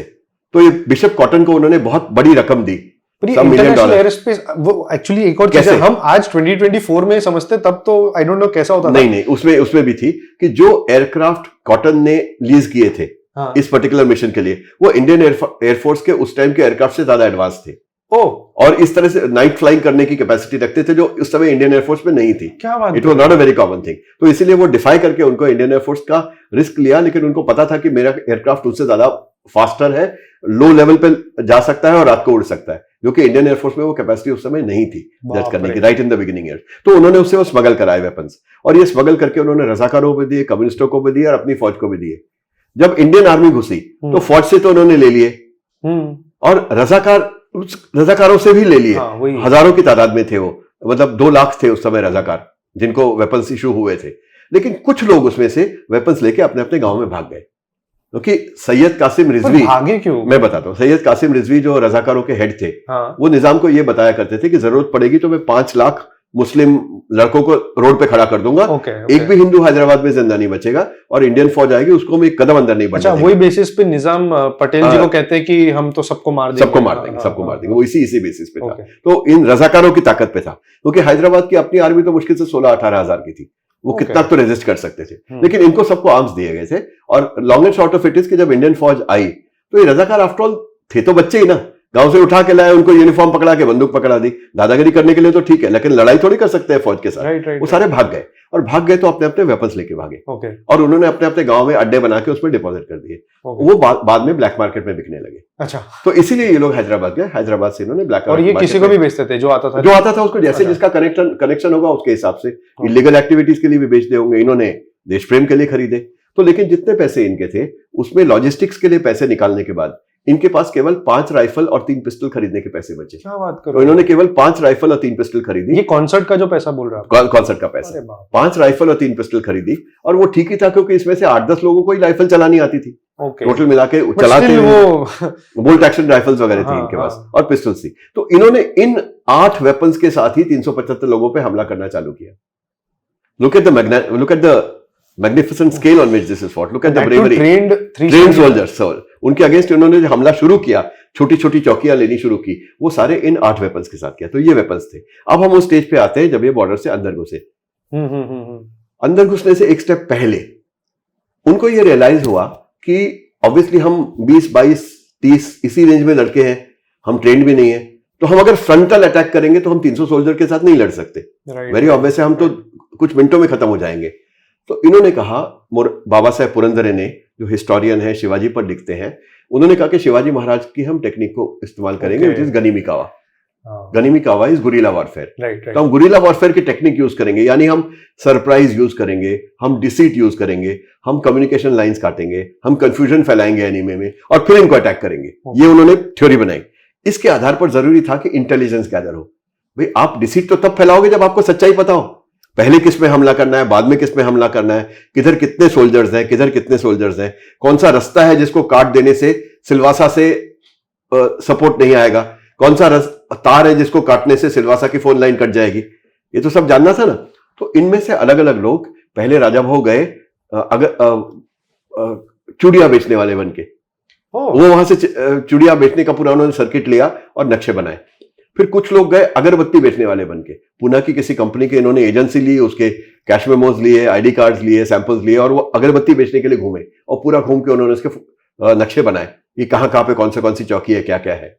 हाँ, मैंने आपके बुक में एक हैंड ड्रॉन मैप है, वो शांताराम नाइक जी ने बनाया है, उनके बेटे ने मुझे दिया, वो is a captain in the Indian navy, retired. तो उन्होंने मुझे एक्चुअल मैप दिया था कि तुम ले जाओ। मैंने कहा मैं इसको नहीं छूंगा क्योंकि हिस्टोरिकल डॉक्यूमेंट है, मैं इसकी फोटो खींच के ले जाता हूँ। He offer to give me the map कि आप ले लो, पर मैंने बोला नहीं, मैं इसको हाथ नहीं लगाता, मेरे हाथ से कहीं इधर उधर हो गया तो ये तो एक देश की धरोहर है, मैं इसके साथ रिस्क नहीं लेना चाहता। Treasure, it's a treasure for the nation. Okay, तो ये नक्शे बनाए। फिर उनको सिलवासा के भी पुलिस पोस्ट जो मेन है, जहां 150-200 सोल्जर रहते थे, उसका भी नक्शा चाहिए था। अब कैसे करेंगे? तो सुधीर फड़के जी जो म्यूजिक डायरेक्टर थे, he was married, he was the only one who was married in that entire group at that point of time. He was probably the oldest. उनके बेटा भी था एक 4 साल का उस समय। तो उनकी जो पत्नी थी ललिता बाई फड़के, वो स्टूडेंट बन के गई, स्कर्ट वर्ट पहना और बड़ा मतलब हैप किस्म का अपने डिमेनर बनाया, मॉडर्न डिमेनर बनाया और कैमरा पकड़ के सिलवासा में गई। चर्चेस के फोटो लिए, पेड़ों के लिए, लोगों के लिए और साथ साथ में चौकी के भी लिए। तो पुलिस चौकी बाहर से कैसी थी, उनके माध्यम से उनको पता चला। उनको रिस्क भी बहुत था क्योंकि एक पुलिस वाले ने चौकी के फोटो लेते हुए उनको देख लिया था और पुलिस वाला भागता हुआ आया था उनको पकड़ने के लिए कि आप चौकी में चलिए, कैमरा सरेंडर कीजिए या फोटो लेना अलाउड नहीं है। तो उन्होंने सोचा कि अगर एक कैमरा अंदर गया तो मेरा तो सारा बात भी निकल गई और साथ में मेरा कैंपेन भी खत्म हो गया। तो उन्होंने कैमरा जमीन पे फेंका और जोर जोर से चिल्लाने लगी कि पुलिस वाला मुझे मॉलेस्ट कर रहा है अकेली लड़की को देखकर। वो बेचारा डर गया और उसने कहा कि नहीं माम, मैं कुछ नहीं कह रहा, आप इसे उठा के बस चले जाओ यहाँ से, इससे पहले कि कोई नोटिस करे। तो उन्होंने वो कैमरा उठाया और भाग के इंडियन टेरिटरी में आ गए। बिल्कुल 100% फिल्मी है सर। मैंने इसीलिए इस किताब में टू शो द फैक्ट कि ये सच्चाई है 274 साइटेशंस दिए कि ये सच्चाई है सारी, इसमें कहीं भी फिक्शन नहीं है। Every word that is written in the book is actually reported. हम बाद में आएंगे बुक का लिखने पे क्योंकि बहुत ट्रेमेंडस। मैं इस बात का एक छोटा सा एंगल और बताना है, विच इज कि इसमें उन्होंने अब पूरा दादरा नगर हवेली का मैप बना लिया, सिलवासा की पुलिस पोस्ट का बाहर से फोटो ले लिया, उसके अंदर क्या है, कितने वेपन्स है क्या पता नहीं है। तो 2 लोग गए वहां पे भीख मांगने के लिए, भिखारी बन के, और सिलवासा के मेन चौक में उन्होंने भीख मांगी और चूंकि पोर्चुगीज एरियाज में भीख मांगना गुनाह था, उनको अरेस्ट कर लिया गया। तो अरेस्ट करके वो जितने दिन अंदर बंद रहे, उन्होंने अंदर का नक्शा बना लिया पूरा कि अंदर क्या क्या चल रहा है। तो इफेक्टिवली ऑफ कोर्स वो बात अलग थी, वो डिस्कवर हो गए, उनको गोवा में डिपोर्ट करने के ऑर्डर्स हो गए। वो लोग वहां से उनको हैंडकफ कर दिया गया कि अगर वॉशरूम भी जाना है तो दोनों मिलके जाओगे, अलग अलग नहीं जाओगे क्योंकि भाग जाओगे तुम लोग। तो वो दोनों with single handcuff between them he दीवार पार करके भाग गए। पीछे से गोली चली, उनमें से एक को लगी भी पीठ में, शांताराम वैद्य जी को पैर में भी लगी, लेकिन वो भागते गए और जंगलों में गायब होके they finally came to India and made those maps of what is inside. तो ये इंटेलिजेंस गैदरिंग जो है, अब देखिए कितना बड़ा ऑपरेशन था। बहुत लोग को समझ नहीं आ रही होगी कि इंटेलिजेंस गैदर करना किसी नौसिखे का काम नहीं है। बिल्कुल, ये तो नौसिखे ही थे, लेकिन वक्त ने इतना स्ट्रांग बना दिया, वक्त ने इतना स्ट्रांग बना दिया कि देखिए कितनी स्ट्रैटेजी है उसके पीछे कि हमको पूरी इंफॉर्मेशन चाहिए। गूज़बम्स आए हो। एक होता है ना ब्रावाडो, तो ब्रावाडो में ब्रेवरी में फर्क है। एक वो है कि आपको गुस्सा, आपने कहा अरे मैं देख लूंगा, और आप तैश तैश में चले गए। वो तैश चलती नहीं है, वो कुछ देर के लिए रहती है और फिर रुक जाती है। एड्रेनलिन है। हाँ, just an adrenaline junkie type of high. लेकिन इस केस में ऐसा नहीं था, इसमें सब कुछ ठंडे दिमाग से प्लान किया गया था कि इसको ऐसे ही करना है। And it was a bigger purpose than themselves. Absolutely, continue absolutely, इसलिए वो कंटिन्यू कर पाए। गोली लग गई, कुछ भी हो जाए तो भाग रहे हैं फिर भी, मतलब गोली लग रही है आपकी पीठ में, लग गई, आप उसी हालत में भागते जा रहे हैं। हर एक जना जो जा रहा था पोर्तुगीज टेरिटरी में अपनी जान को रिस्क में डाल के जा रहा था ना, पकड़ा जाता तो मरता ही वो वहां पे। And completely untrained people. और उसमें एक और किया उन्होंने, दे आल्सो रियलाइज कि अगर हमको गनीमी कावा करना है तो हमको लोकल सपोर्ट भी चाहिए। हाँ जी। तो सुधीर फड़के जी ने और ललिता फड़के जी ने लवाचा में एक आश्रम था जो पीड़ितों का आश्रम, जो स्त्रियों को वुमेन शेल्टर थी, तो एक हिम्मती बाई नाटेकर थी, वो वहां चलाती थी। उनके यहाँ उन्होंने एक म्यूजिक कॉन्सर्ट किया, भजन संध्या। और उस भजन संध्या में चूंकि हिम्मती बाई के कॉन्टैक्ट बड़े अच्छे थे और शांति भाई देसाई वहां के दादरा के सरपंच थे, वो भी उसमें आए। इन दोनों ने मिलकर सारे प्रोमिनेंट सिटीजन्स को वहां बुलाया, एक भजन संध्या हो रही है, मुंबई से बड़े सिंगर आए, आप लोग आइए। और उस भजन संध्या के बाद सुधीर फड़के जी ने उनको सबको अपना प्लान बताया कि ये है, आप लोग क्या कोऑपरेट करेंगे। तो फिर लोगों का क्या था, मतलब उसमें से कुछ लोगों ने मान्य किया कि हम करेंगे, कुछ ने डर के मारे कहा कि हम इसमें भाग नहीं लेंगे। एंटी कोई नहीं हुआ, इनकी किस्मत अच्छी थी, कोई ऐसा नहीं हुआ कि जिसने जाके पुर्तगाली को बता दिया कि ऐसा कुछ होने वाला है। वो जयचंद वाला काम किसी का नहीं हुआ, जो यूजुअली हमारे रिवॉल्यूशन के साथ बहुत हुआ है। हाँ, कि लेट डाउन हो गए। गदर पार्टी का जो पूरा मूवमेंट था वो लेट डाउन होने के कारण ही हुआ, अंदर से बहुत मोल्स थे। हाँ, तो ऐसा कुछ नहीं हुआ इनके साथ, शायद इसलिए भी कि एक तो इनका कमिटमेंट बहुत स्ट्रांग था और दूसरे ये था कि ये बहुत फास्ट हुआ। All this is happening on parallel tracks. इधर वो अगरबत्ती बेचने वाले जो, इधर ये कॉन्सर्ट हो रहा है, हाँ, उधर वो चूड़ियां बेच रहा है, उधर साथ में ये नेटवर्क सेटअप हो रहा है। मतलब लिटरली देखा जाए तो सबके अपने अपने काम बटे हुए थे कि तुम नेटवर्क बनाओ, हम इंटेलिजेंस गैदर करते हैं, तुम फाइनेंस करो, तुम वहां से बंदूकें लेके आओ। ये सारा साइमल्टेनियसली हो रहा है, 4 अलग अलग एक्टिविटीज नहीं है। आफ्टर द कॉन्सर्ट सारी एक्टिविटीज इकट्ठे हो रही है इन अ कोऑर्डिनेटेड फैशन। तो उन्होंने उन लोगों का नेटवर्क बनाया और इस नेटवर्क और इंटेलिजेंस के चलते उन्होंने डिसाइड किया कि पहले हमला कहां करना है। तो दे टुक द क्लॉज के, एक नरोली करके थाना था, उस नरोली पे उन्होंने पहला हमला किया। वहां से 6 या 7 पुलिस वाले थे, 12-14 राइफल्स थी, तो ये 10-12 लोग थे, इन्होंने उनको ओवर पावर कर लिया। खैर बड़ा ब्रेवेडो है कि खिड़की में से कूदे, एक दरवाजे से गोली चलाता आया, एक पीछे की खिड़की से कूदा, but they were able to overpower दो 6 पीपल। और उनके 3 पुलिस वाले गश्त पे थे, उनको भी उन्होंने पकड़ लिया। इनको सबको इंडियन टेरिटरी में भेज दिया, इंडियन एसआरपी के हवाले कर दिया। और वहां के जो आर्म्स एंड आर्मामेंट्स थे वो अपने पास लेके नरोली को आजाद घोषित कर दिया। नरोली क्यों चूज किया? क्योंकि नरोली और सिलवासा के बीच में नदी थी। तो ये था कि वो इजीली क्रॉस करके वहां से नहीं आ पाएंगे सपोर्ट में, तो नरोली लिया, नरोली की कम्युनिकेशन लाइन काटी और आगे बढ़े। पिपरिया एक चौकी थी, पिपरिया चौकी ली, वहां की कम्युनिकेशन लाइन काटी, 1-2 छोटी-छोटी चौकियां रास्ते में ली। और तब तक ये सीपीआई क्या कर रही थी? कौन चीज? सीपीआई ना दूसरी तरफ से प्लानिंग बना रही थी अंदर घुसने की, पर तब तक वो 32 पे ही थी। वो वही थी 32 से भी एक्चुअली एज अ मैटर नहीं एज अ मैटर फैक्ट उससे भी थोड़ा सा पीछे हटके रीग्रुप हो रहे थे। कि उनको ये आइडिया नहीं था कि हमसे आगे कोई वहां निकल जाएगा, तो they were regrouping. And that time Godavari Parulekar ने एक प्रेस कॉन्फ्रेंस भी किया था जिसमें कहा कि हम आरएसएस के साथ भी हाथ मिलाने को तैयार हैं अगर वो हमारे साथ मिलकर इस कैंपेन को करने को राजी हो जाए। अच्छा। और हम करेंगे। They would not have essentially gone against अगर ये सामने आ जाता। Subsequently they did go against, but that's another story. अच्छा ठीक है, चलो आते हैं उस पर, वो उस पर आते हैं हम बाद में। कैसे अगेंस्ट हुए इसकी बात है, पर उस टाइम तो उन्होंने पब्लिक पोस्चर उनका ये था कि हम इनकी मदद करने को तैयार हैं, हम मिलजुल के बात करते हैं। तो इन्होंने वो बात करने का तो फसाड चालू रखा और इधर से वो अटैक करके अंदर आ गए, बिकॉज उनका ब्रीफ क्लियर था मोरारजी भाई से कि इन लोगों को अंदर नहीं आने देना, जो करना है आपने करना है ना। तो पिपरिया चौकी पे पहुंचे, पिपरिया थाने में भी उन्होंने कम्युनिकेशन लाइट काट दी और ये थाने जब रेगुलरली गिरने लगे तो जो वहां पे कैप्टन फिदाल्दो था, एडमिनिस्ट्रेटर दादरा नगर हवेली का, on behalf of the Portuguese, वो डर गया। वो डर गया इसलिए कि उसने देखा कि जगह जगह थाने टूट रहे हैं, कम्युनिकेशन लाइन कट रही है, दमन से मेरा कोई संपर्क नहीं है, जो उनका जहां गवर्नर बैठता था, तो हमें नहीं पता कि आगे क्या हो रहा है। तो थोड़ा डर गया और डर के उसने सराउंडिंग एरिया में जितने थाने थे उसके सारे पुलिस वालों को सिलवासा बुला लिया कि हम यहां स्टैंड लेंगे और सामने सैंडबैग्स की एक 16 फुट की दीवार बना दी कि इसमें से हम फायर करेंगे सामने से आते समय। पिपरिया गांव ऐसा था कि पिपरिया और सिलवासा के बीच में एक ब्रिज था कि इस ब्रिज को कंट्रोल करेंगे तो दे न्यू कि एक्सेस हम कंट्रोल कर सकते हैं सिलवासा का, उनमें से कोई किसी को इधर नहीं आने देंगे। जब वो पिपरिया पहुंचे तो उन्होंने रियलाइज किया इन लोगों ने कि हम सारे ग्रुप मिल गए हैं तो भी हम 28-29 है, तो आप 29 लोग कैसे 300 लोगों से लड़ाई करेंगे। अच्छा, इनको कैसे मालूम कि वहां 300 है? क्योंकि उनमें से 2 पुलिस वाले इनके आदमी थे। जो सिलवासा पुलिस पोस्ट में जो पुर्तगाली लोग थे वो ऑफिसर्स पुर्तगाली थे, जो कांस्टेबलरी थी वो तो लोकल ली गई थी, ओके। तो जो लोकल कांस्टेबल थे उसमें से 2 थे जिनके चाचा जी इनके साथ रेवोल्यूशनरीज के साथ थे, तो वो मिले हुए थे आपस में। तो उन्होंने खबर की थी ये उल्टा हो गया, मोल उधर है, मोल उधर है। हाँ। तो उन्होंने आके खबर बताई थी कि भाई ये हम यहाँ पे सारे सोल्जर्स आ गए हैं और सिलवासा पुलिस को उसको पूरी तरह से फोर्टिफाई कर लिया गया है इस तरह से। हाँ। तो दे रियलाइज कि हम अटैक करके तो इनको नहीं भगा पाएंगे, तो आप क्या करें। तो वहां फिर गनीमी कावा काम आया, डिसीट काम आई कि ये लोग पुणे गए और पुणे जाके बाबाराव भिड़े और वापस गए। पुणे एक जना गया इनमें से, बाकी तो वहीं रहे, पिपरिया में जमे रहे, बिकॉज उनको वो पुल प्रोटेक्ट करना था कि भाई वहां से नहीं रीइंफोर्समेंट आ पाए। 20-22 लोग उसके दोनों तरफ रहे। ओवरनाइट राजाभाऊ वाकणकर और शायद अप्पा साहब करमलकर एक आजाद गोमांतक दल के थे, ये दोनों लोग वापस गए पुणे, और पुणे में शाखाओं में गए, अखाड़ों में गए, कॉलेजेस के हॉस्टल्स में गए। वहां जाके लड़कों को बोला कि भाई कल के कल चलना है, आज के आज चलना है, रात को या कल सुबह हमको चलना है, देश का काम है, जान भी जा सकती है, कुछ नहीं बताएंगे कि क्या है, चलना है क्या। इस कंडीशन पे 100 लोग तैयार हो गए। और उनको 100 लोगों को ट्रेन में वो लोग लेके आए। 30 to 130 हो गए।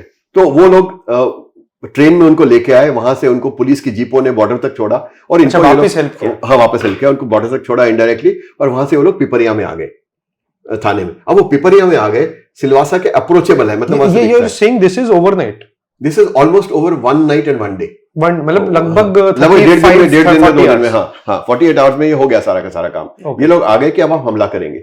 अब हमला करने के लिए पोर्चुगीज भी कुछ नहीं करे, उसे रीग्रुप कर रहे हैं, रीग्रुप करके अपने 3 ग्रुप है, सीपीआई उधर रीग्रुप कर रही है, ये सिलवासा में ये लोग रीग्रुप कर रहे हैं, और पोर्चुगीज रीग्रुप, बल्कि पोर्चुगीज में पैनिक फैल चुका था उस टाइम, बिकॉज मैंने पोर्चुगीज डॉक्यूमेंट भी पढ़े हैं इसके, काफी उसमें पैनिक फैल चुका था उन लोगों में। और चर्च की जगह वो लोग मास जो है वो पब्लिक स्क्वायर में हो रहा था। जब ये पता चला कि पिपरिया का थाना गिर गया, जैसे ही पता चला पिपरिया थाना कैप्चर हो गया, वैसे इन्होंने मास भी कैंसिल किया और सब अपने अपने अंदर जाके प्लानिंग बनाने लगे कि आगे हमें क्या करना है। दे वर इन अ स्टेट ऑफ पैनिक, क्योंकि उनको ये आइडिया था कि ये शायद इंडियन आर्मी अटैक कर रही है। अच्छा। उनको ये डर था, जो सक्सेस उसमें इनडायरेक्ट हेल्प ऐसी हुई कि जो आईजी थे, नगर वाला डीआईजी थे, उन्होंने एक चिट्ठी लिखी हुआ एडमिनिस्ट्रेटर को कि मैं आ रहा हूं अंदर और हम आके जो है वो तुम्हारे को यहां से भगा देंगे। अनऑफिशियली एक लेटर लिखा, not an official letter, unofficial letter लिखा डराने के लिए। तो वो डर गए थे, देयर वाज अ फियर साइकोसिस इन देम। तो उसने पूरा रीग्रुप किया, सबको अंदर मतलब थाने में लेके गया एंड सो ऑन। तो अब इन लोगों 100 लोगों से करें तो क्या करें, इनको हथियार चलाना आता नहीं, इन्होंने जिंदगी में कभी लठ के अलावा किसी चीज से लड़ाई नहीं की। शाखा में लठ चलता था, वो भी कुछ लेके आए थे, कुछ के पास वो भी नहीं था। अब इनका क्या करा जाए, तो इन्होंने सिलवासा थाने को सराउंड किया। ऐसे जंगल था चारों तरफ, तो बीच में एक मेन स्क्वायर था और उसमें सारी राइफल्स वो एम्ड थी कि अगर आप डायरेक्ट अटैक करेंगे तो राइफल्स इनको भून देंगी सबको, है ना। तो चारों तरफ उनके 4 गुट बना दिए, 25-25, 30-30 लोगों के, और हर एक की लीडरशिप में एक एक जना दे दिया विद अ पिस्टल। और इन 100 लोगों को केवल दिवाली के पटाखे दिए गए और कनस्तर दिए गए टिन के, और पत्थरों के ऐसे ढेर लगा दिए गए। बोला पटाखा जलाओ इसके बीच में डालो, पटाखा जलाओ इसके बीच में डालो, डुम डुम डुम आवाज ऐसी आएगी जैसे 303 राइफल फायर हो रही हो। ये उन्होंने किया और करके, और उनको बोला कि तुमने कुछ नहीं करना, जैसे ही हवा में फायर होगी वैसे ही तुमने पटाखे चलाने हैं और शिवाजी महाराज की जय, इंकलाब जिंदाबाद, भारत माता की जय नारे देने बहुत जोर जोर से। तो एक जिस दिन अटैक होना था उस दिन एक्चुअली ये शोर शुरू हो गया। जब पुर्तगालियों ने ये देखा कि ये लोग तो इतने सारे हैं और इनके पास इतनी एम्यूनिशन है कि हवा में फायर करते जा रहे हैं रात भर, तो उन्होंने सोचा कि तो बहुत पावरफुल फोर्स आ गई हमको अटैक करने के लिए। तो कैप्टन ने अपने जो मेन 175 लोग थे उनके साथ सारे मॉडर्न वेपन्स लेके वो विड्रॉ हो गया और वो नदी थी, नदी के पीछे जाके खड़ा हो गया कि मैं देखता हूं क्या हो रहा है और फिर कल दोबारा से रिग्रुप करके अटैक मारूंगा इनके ऊपर, इनको खत्म करूंगा। उस दौरान जब जो 75 बचे थे अंदर, उनका ध्यान सामने की तरफ था, बिकॉज सामने से सारी फायरिंग चल रही थी, तथाकथित फायरिंग। तो ये जो 12 लोग थे या 10 लोग थे जिनको वेपन चलाने आते थे, वो थाने के पीछे गए, एक फायर एस्केप से छत पे चढ़े और छत से उन्होंने फर्स्ट फ्लोर में छलांगे लगाई। और फर्स्ट फ्लोर में पीछे की तरफ 8-9 ही सैनिक थे पुर्तगालियों के, सारे आगे कॉन्सेंट्रेट कर रहे थे। इन्होंने उनमें से किसी को बायनेट मारी, एक ने पिस्तौल उठाई, उसका हाथ काट दिया। इस तरह से उन्होंने उनको जख्मी करके और इन 75 पे पीछे से हमला किया। ये 12 ही है, अच्छा, लेकिन ये पीछे से हमला कर रहे हैं। और साथ में इन्होंने थाने के पिछले दरवाजे खोल दिए, जिस गेट में से ये जो पीछे पटाखे वाले 100 थे, ये लोग नारे देते देते वहां से भाग के अंदर आ गए सारे के सारे। तो वो 75 को तो ये लगा कि 100 सैनिक आ गए। उन्होंने डर के मारे थोड़ा सा रेजिस्टेंस किया, एक आध को वहां गोली भी मारी गई और उसके बाद उन्होंने अपने वेपन्स डाल दिए और सरेंडर हो गए। तो 75 सरेंडर होने से कैपिटल वाज गॉन, कैपिटल इनके हाथ में आ गई। तो एक प्रॉब्लम तो सॉल्व हो गई कि कैपिटल इज देयर, आर्म्स भी मिल गए, आर्म्स मिल गए वहां पे उनको साधन भी मिले। और सबसे इंपॉर्टेंट, इन्होंने जब वहां की तिजोरी खोली तो उनमें प्रभाकर सिनारी, विश्वनाथ लवांदे, अप्पा करमलकर, जो आजाद गोमांतक दल के नेता थे, इनके नाम के वारंट मिले कि देवर वारंट्स टू बी एग्जीक्यूटेड, कि जहां मिल जाए इनको पकड़ो और गोवा डिपोर्ट करो। तो उन्होंने कहा आप देखो, हमारे खिलाफ वारंट है और हम ही आज की तारीख में राज कर रहे हैं। That was the spirit in which they were that day. तो सिलवासा आजाद हो गया, लेकिन सिलवासा से प्रॉब्लम सॉल्व नहीं हुई क्योंकि तुमने 75 ही लोग वहां पकड़े हैं, 175 अभी नदी के परली साइड खड़े हैं। और तब कैप्टन फिदाल्दो को पता चल गया है कि यहाँ कोई फौज नहीं है, यहाँ मुश्किल से 10-12 बंदूकधारी है, बाकी तो सारे हैवी है, लक्ष्य लेके आगे चिल्लाते हुए घुसे अंदर। उसने बोला आज रात को यहाँ रुको, सुबह नदी पार करेंगे, नदी पार करके इनके एक एक को खत्म करके और वापस ले लेंगे। अब ये जो बात, वो जो 100 थे जो आए थे, 100, 110 जो भी आए थे एग्जैक्ट नंबर, तो उनका तो कोई फायदा नहीं था, उनको तो एक तरफ कर दिया गया। और ये जो मेन लोग थे जिनके साथ ये लड़ाई शुरू हुई थी, उन्होंने नदी के इस तरफ पोजीशंस ले ली कि इसको नदी पार नहीं करने देंगे, चाहे इन द प्रोसेस हम मर जाएं। जब तक हम जिंदा हैं तब तक ये नहीं आएगा पार करके, ये आ गया तो हमारा पूरा कैंपेन ही खत्म हो गया ना, तो इसको नदी नहीं पार करने देंगे। अब कहना आसान है, करना बहुत बहादुरी का काम है, लेकिन 24 लोग 175 सोल्जर्स के साथ कब तक डायरेक्ट फाइट में लड़ सकते थे? तो इनका मरना तो अगले दिन निश्चित था। इनके पास खाने को भी नहीं था, बारिश पड़ रही थी, शेल्टर नहीं था, बारिश में खड़े थे, किसी ने आधी भाकरी खाई थी, किसी ने कभी एक प्याज खाया था, कुछ नहीं खाया था, इस तरह ये पूरी रात खड़े रहे। इनकी किस्मत अच्छी थी, बहुत बारिश पड़ी रात को, नदी में फ्लड आ गया, उसके कारण कैप्टन अगले दिन पार करके इधर नहीं आ पाया। ये 3 दिन तक फ्लड चला और 3 दिन तक बारिश चली, तो इसमें दोनों सामने सामने खड़े रहे, लेकिन कैप्टन ने पार नहीं किया। तीसरे दिन जब उसके भी सोल्जर उसको डेजर्ट करके जाने लगे, तो उस टाइम उसने विड्रॉ किया। उसके डेजर्ट क्यों करके जाने लग गए? बिकॉज खाने को नहीं, उनको तो ऐश आराम की आदत है, गए एक मुर्गा उठा लाए। देवर अ पैम्पर्ड आर्मी ना, they're not really hardened soldiers, they're a pampered army. किसी पे भी जाके कहीं से किसी की दुकान से कुछ उठा लाए, मतलब देवर यूज्ड टू दैट लाइफस्टाइल। वो उनको बारिश में खड़ा होना है बंदूक लेके और कल हमला करना है, खाने को नहीं, पीने को नहीं, सोने को नहीं, तो वो लोग डिजर्ट करने लगे। तो उसने देखा कि अपना पलड़ा हाथ से जा रहा है, वो विड्रॉ कर गया, वो 12-14 किलोमीटर पीछे गया। अब इसमें आती कम्युनिस्टों की कहानी। तब कम्युनिस्ट जो 32 विलेजेस लेके आए थे, तो जब ये विड्रॉ कर रहा था सिलवासा के पीछे से, तो उस समय एक पॉइंट आया जब नदी के इस तरफ पुर्तगाली 175 और उन्होंने वहां के लोकल लोगों से मदद लेके खाना पीना सारा अपना अरेंज कर लिया था। देवर इन गुड स्पिरिट्स, है ना, क्योंकि इनके कोलैबोरेटर तो हर जगह थे, जो स्टैंडर्ड थे, जो पार्ट ऑफ द सिस्टम, जमींदार जो थे, वहां के जो लोकल ट्रेडर्स थे, उन्होंने सबने इनको खाना पीना खिलाया। और दूसरी तरफ कम्युनिस्ट पार्टी के अंडर वर्लीज आ गए। Warlis were the local tribals, Warlis, Konkana, वो हम लोग वार्ली पेंटिंग आजकल जो देखते हैं, वो स्टिक फिगर्स वाली जो वही उस गढ़चिरौली बेल्ट में भी वही है, और वही कंटिन्यूएशन में दादरा नगर हवेली के जंगलों में भी वही है। Mainly Warli, Kankana, Konkana, Dondiya. So basically Bombay presidency के सारे एरिया ट्राइबल वो सारे वो सेम ही है, they are the same thing divided by political boundary. तो वो ऑपोजिट साइड आ गए और उन्होंने फिदाल्दो को सरेंडर का भेजा कि तुम सरेंडर करो। अच्छा, हाँ, उन्होंने वहां से कम्युनिस्ट पार्टी के अंडर जो है, उन्होंने उसको ऑर्डर दिया सरेंडर करने के लिए। अब क्या था कि इंडियन आर्मी से तो वो डरते थे, वर्लियों पे तो उनको अत्याचार करने की आदत थी, उनको इनकी क्या औकात है हमारे सामने खड़े होने की। इसलिए उन्होंने 3 मशीन गन्स पुर्तगालियों ने नदी के इस पार रख ली और रैंडमली फायर किया दूसरी तरफ, उसमें कई वर्ली मारे गए। जब मारे गए तो कम्युनिस्ट पार्टी का पूरा रेजिस्टेंस टूट गया। फिर वो कम्युनिस्ट पार्टी के नेता कुछ चुनिंदा वर्लियों को लेकर एक गांव में विड्रॉ हो गए और वहीं जाके वो सेटल हो गए, और बाकी सारे जो ट्राइबल्स थे जो इनके अंडर आजादी का सपना लेके आए थे, वो डेजर्ट करके अपने अपने गांव में वापस चले गए। That is how the Portuguese resistance, the Warli resistance actually broke down.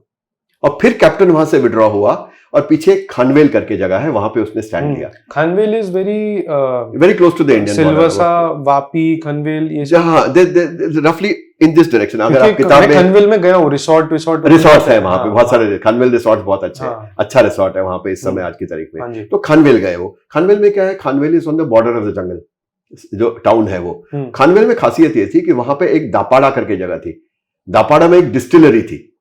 वो डिस्टिलरी जो है इनको officially spirits supply, liquor supply करती थी। तो he was a collaborator, Keeni family थी गोवा की।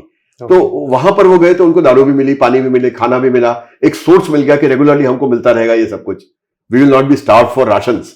और खानवेल की पुलिस चौकी एक हिल पे थी, तो वहां पे अगर वो स्टैंड ले लिया तो उनको पता था कि हम यहां से नीचे गोली मारेंगे और ये लोग अगर ऊपर फायर करेंगे तो इनकी गोली हम तक पहुंचेगी नहीं। उसने वहां स्टैंड लिया। अब इधर ये लोग अपने सिलवासा में सेटल्ड है ना, उन्होंने वो 100-125 को घर भी भेज दिया। ये कोर टीम रह गई सिर्फ यहाँ पे आज की तारीख में। इनमें से कुछ ने एडमिनिस्ट्रेटिव ड्यूटीज भी संभाल ली, मतलब वो पंचों को बुलाया, वरिष्ठ पंचायत बनाई, कुछ एक्टिविटीज चालू करी। बट एनीवे इनको ये पता था कि जब तक हम उनको नहीं खत्म करेंगे तब तक हमारी जीत नहीं है। वो तो कभी भी वापस आ सकते हैं और अपने को काट सकते हैं। जो गोमंतक दल वाले नहीं, जो पुर्तगाली जो 175 है, तो गोमंतक दल वालों ने सोचा, अच्छा ये लोग सोचे कि भाई जब तक कैप्टन नहीं हारता और उसका लेफ्टिनेंट फरतालो और वो जो जज था उनका पेडाडो, जब तक ये लोग सरेंडर नहीं करते तब तक हमारी जीत नहीं है। This is just an illusion. ये तो हम आज यहाँ बैठे हैं, कल वो आ गया तो हमको मार के ले जाएगा। हाँ, जैसे वो छोटी सी एक बैटल का विन है, बट वॉर नहीं जीती। वॉर तो तब जीतेंगे जब उसको हराएंगे। तो इसलिए इन्होंने उसको चेज करने का निर्णय लिया। अब ये भी देखिए कितनी बहादुरी है। आप बोले थे कि सिलवासा में ये लोग जो रीग्रुप करे थे, इट वाज बिकॉज कि इन लोग के कम्युनिकेशन लाइंस कट गए। हाँ। तो दमन में ये लोग हेल्प नहीं मांग सकते, गोवा में नहीं मांग सकते। पर अब इन लोग का कुछ नहीं हुआ वापस, अभी तक कुछ एस्टेब्लिश नहीं कर पाए कम्युनिकेशन। कुछ नहीं, क्योंकि वहां से ना उन्होंने क्या आजाद गोमंतक दल वालों ने नहीं, पोर्चुगीज जो कुछ नहीं किया। वो खानवेल तक भी कम्युनिकेशन लाइन कटी थी। They were not in a position to communicate with them, है ना। बट एनीवे खानवेल से इंफॉर्मेशन तो दमन जा रही थी, कैसे जा रही थी मैं आपको बताता हूँ। तो एनीवे खानवेल पे उन्होंने पोजीशन ले ली। तो अब ये देखिए इन 12, 14, 15, 20 लोगों का ब्रेवरी कि उसको चेज करेंगे। नॉर्मली स्ट्रॉन्गर मशीन गन्स, हाँ, they have machine guns, they have Bren guns, they have Sten guns. These people only have rifles. और फिर भी जो सिलवासा में वेपन्स रह गए थे वो सारे 303 राइफल्स वगैरह छोड़े थे। जो मॉडर्न वेपन्स थे वो तो सारे ले गए थे अपने साथ। हाँ। फिर भी इन्होंने उनको, और जो उन्होंने वारलीस पे यूज किया तो भी इनको ये न्यूज तो पता ही होगी। बिल्कुल पता थी, 100% पता। तो भी इन्होंने चेज किया। इन्होंने कहा कि नहीं, उसको हराएंगे जब तक लड़ाई खत्म नहीं होगी। अब देखिए 20 आदमी 175 लोगों का पीछा कर रहे हैं, जबकि 175 लोग इनसे बहुत प्रबुद्ध हैं। तो आप स्टोरी देखिए कितना पावरफुल है। ये 175 लोग जो पोर्चुगीज थे, ये लोग क्या सोचे थे कि नहीं आने दो, हम देख लेंगे। नहीं, इन्होंने कहा हम खानवेल में स्टैंड लेते हैं, लेट द पोजीशन स्टेबलाइज, दमन से हम कम्युनिकेशन एस्टैब्लिश करेंगे और वहां से रीइंफोर्समेंट मंगाएंगे और फिर सारे के सारे मिलकर वहां अटैक। और इनको पता नहीं था कि ये लोग आ रहे हैं, लोग एक्सपेक्ट नहीं कर रहे होंगे कि इतने से आएंगे। इनको लगा कि इन्होंने वहां ले लिया, छोटी मोटी फौज है, इसको जाके किसी भी टाइम काट के हटा के डाल देंगे, है ना। तो that way, so these people chase them to Khanvel. And उस टाइम क्या था, क्योंकि पिछली बार ये पीछे से चढ़े थे, इस बार उसने चारों तरफ से सराउंड कर लिया था कि अंदर घुस ही नहीं सकते आप चौकी में। हाँ। और इन लोगों ने उसके चारों तरफ 4-4, 5-5, 3-3, 2-2 लोगों के जत्थों ने इसको किया और उनके ऊपर फायर करना शुरू किया। ये फायरिंग एक रात चली, पूरी रात चली, पूरे दिन चली। उनकी गोलियां इन तक आई, इनकी गोली उनको नहीं लगी, एक गोली लगी सिर्फ, बड़ी मुश्किल से अंदर। पोर्चुगीज वालों की लग रही है, इनकी नहीं लग रही है, क्योंकि ये ऊपर फायर कर रहे हैं, वो नीचे फायर कर रहा है। इनमें से कोई हताहत तो नहीं हुआ, लेकिन देवर पिन डाउन। जो जहां छुपा था वही पिन डाउन था, वहां से हिल ही नहीं सकता था वो, है ना।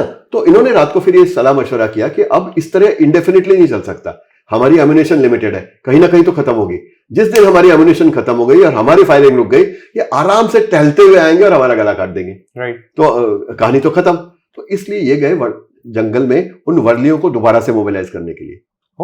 हाँ। और वहां जेत्रुबेन घूम करके एक उनकी नेता थी, एक समझिए रानी थी या उनकी चीफटेन थी, बहुत दबंग पर्सनालिटी थी, घोड़े पे चलती थी वो उस टाइम। उसका घर भी मैं देख कर आया हूँ, उनके बेटों से, उनकी पोती से बात करके आया हूँ वहां से, what kind of personality she was. घोड़े पे चलती थी।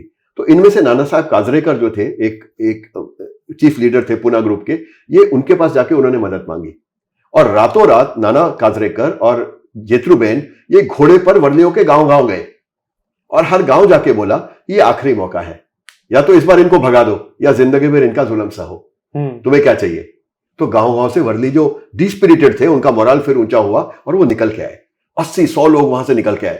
पर ये कम्युनिस्ट क्यों नहीं कर पाए? मतलब एक कम्युनिस्टों का तो मोरल टूट गया था ना। यहाँ तक देखो, मतलब फट्टू लोग थे बेसिकली। मतलब हाँ, बेसिकली देखिए वो ये लोग 15 जन भी रेडी थे कि 175 को जाएंगे। बिल्कुल। अच्छा, ये भी सुन लीजिए कि जब तक ये पुर्तगाली फिडाल्डो के अंदर खानवेल नहीं आए थे, तब तक जो वहां 8-10 सोल्जर थे, उनके ऊपर थोड़ी सी डंडाशाही दिखा के कम्युनिस्टों ने उनको वहां से भगा दिया था और उन्होंने उस चौकी का कब्जा भी ले लिया था, खानवेल का। लेकिन जब पीछे से फिदाल्डो के सैनिक आए, ये लोग छोड़ के भाग गए वहां से और गांव में जाके छुप गए अंदर। तो इफेक्टिवली इनका मोरल डाउन था, क्योंकि वो हार के आए थे। गेम प्लान बिल्कुल हार के आए थे, वो हारे हुए थे। उनके लोग, मतलब there was a big defeat for the Warli movement at that point of time. इनकी सारी बहादुरी बेकार हो गई थी because of lack of leadership of the communist. वर्लियों में कमी नहीं थी, वो उनकी लीडरशिप में कमी थी। वर्ली वाज लाइक हम किसको फॉलो करें, किसको फॉलो करें, तो डिस्पिरिटेड थे। जब ये गए तो ये गए पॉजिटिव वे में कि देखो हमने उनको भी वहां भी मारा है और यहां भी इनको मारेंगे, सिर्फ हमें तुम्हारी मदद चाहिए। तो वो निकल के आए वहां से। वो कोई तीर कमान लाया, कोई तलवार लाया, कोई बर्छी भाला लाया, कोई पैलेट गन लाया, और कुछ कुछ के पास लाइसेंस वेपन थे। अच्छा। वो भी लेके आए। Okay. और ये सब लेके आए। और एडवांटेज उसका ये हुआ कि वर्ली लोकल होने के कारण उनको ये मालूम था कि कौन से पेड़ पर से अंदर गोली चलेगी तो जाएगी, कौन से चर्च पे चढ़ जाएंगे तो अंदर गोली जाएगी, कौन सी बिल्डिंग पे चढ़ के जाएंगे तो थाने में गोली लगेगी। तो इन्होंने अकॉर्डिंगली पोजीशंस ले ली। और अब पोजीशन उल्टी हो गई, पुर्तगाली नीचे और गोली चलाने वाले ऊपर, रेवोल्यूशनरीज। तो अनइवन बैटल शुरू हुई। लेकिन दोनों साइडों को इस बात का इल्म था कि जिसकी एम्युनिशन पहले खत्म हो गई वो हार गया। राइट। अगर पुर्तगालियों के पास बाहर से तो नहीं जा रहा सपोर्ट कोई, ना उनके पास खाना जा सकता, ना पानी जा सकता, ना एम्युनिशन जा सकती। इनके पास सब कुछ आ रहा है लेकिन इनके पास सोर्स ही नहीं है एम्युनिशन का। तो एम्युनिशन खत्म हो गई, तो जिसकी एम्युनिशन खत्म हो गई समझो वो एनिहिलेट हो गया। तो इस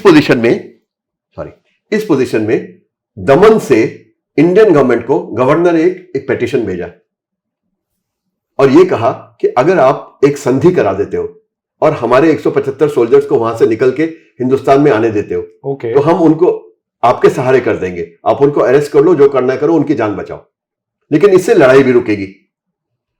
और मतलब बेसिकली पोर्चुगल बोल रहा है कि एक सीज फायर करता है। सीज फायर करते हैं, पोर्चुगीज बोल रहा है कि सीज फायर करते हैं। और वो चूंकि पोर्चुगीज रिप्रेजेंटेशन नहीं था तब दिल्ली में, तो स्पेनिश एम्बेसी के थ्रू उन्होंने बात की और ये वर्कआउट हुआ। okay. तो एक मीडिएटर अपॉइंट। एक सेकंड, पोर्चुगीज एम्बेसी नहीं थी उस समय। okay. उस समय नहीं थी। okay. उस समय स्पेनिश एम्बेसी के थ्रू बात हुई। okay. ठीक है।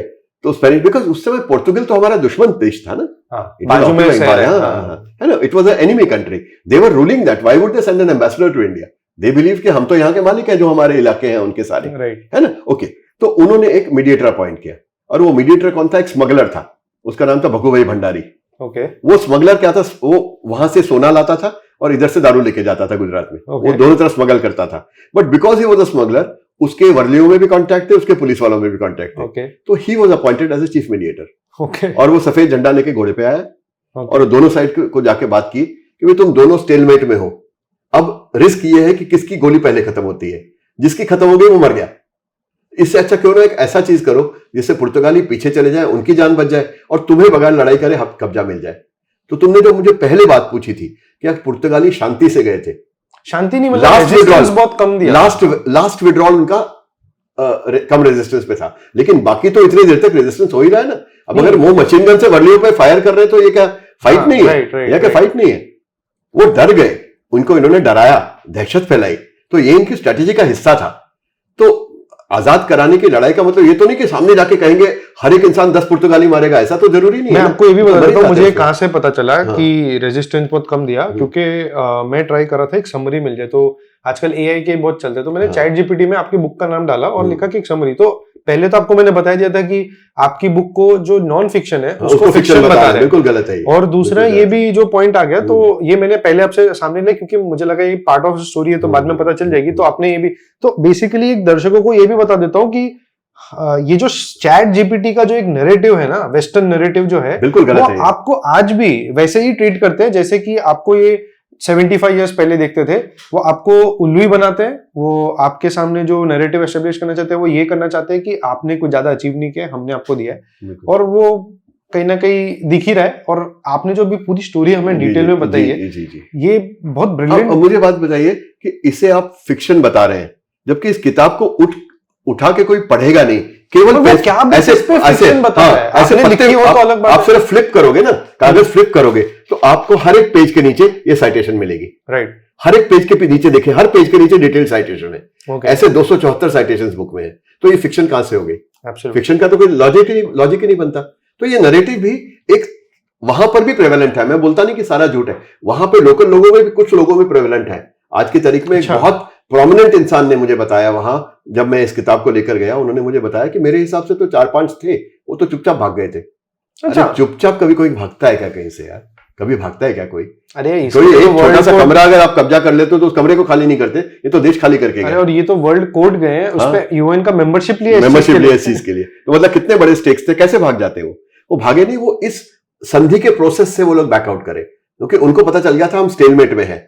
दमन से सपोर्ट आ नहीं सकता, और अगर हमारे खत्म हो गए बुलेट्स तो उनको रेवोल्यूशनरी से डर नहीं था, उनको वर्लियों से ज्यादा डर था, क्योंकि जिस तरह से इन्होंने अत्याचार किए हुए थे। उनको पता था ये तो आके हमारे ऐसे टुकड़े करेंगे, जिंदा नहीं छोड़ेंगे, नहीं मारेंगे, नहीं गोली, हमें टुकड़े टुकड़े करके हमको चील गिद्धों को खिलाएंगे, तो इसीलिए हमको डरना चाहिए। तो वो डर के इसलिए उन्होंने सरेंडर करने का एग्री किया। लेकिन लड़ाई तो हर स्टेज पे हुई ना, हर स्टेज पे हुई। And then they withdrew, and because of the withdrawal this area became completely independent. तो इन्होंने वापस ट्राई नहीं किया। दिस वाज ऑन 11 अगस्त 1954 ये फाइनल सरेंडर हुआ, फाइनल सरेंडर हुआ।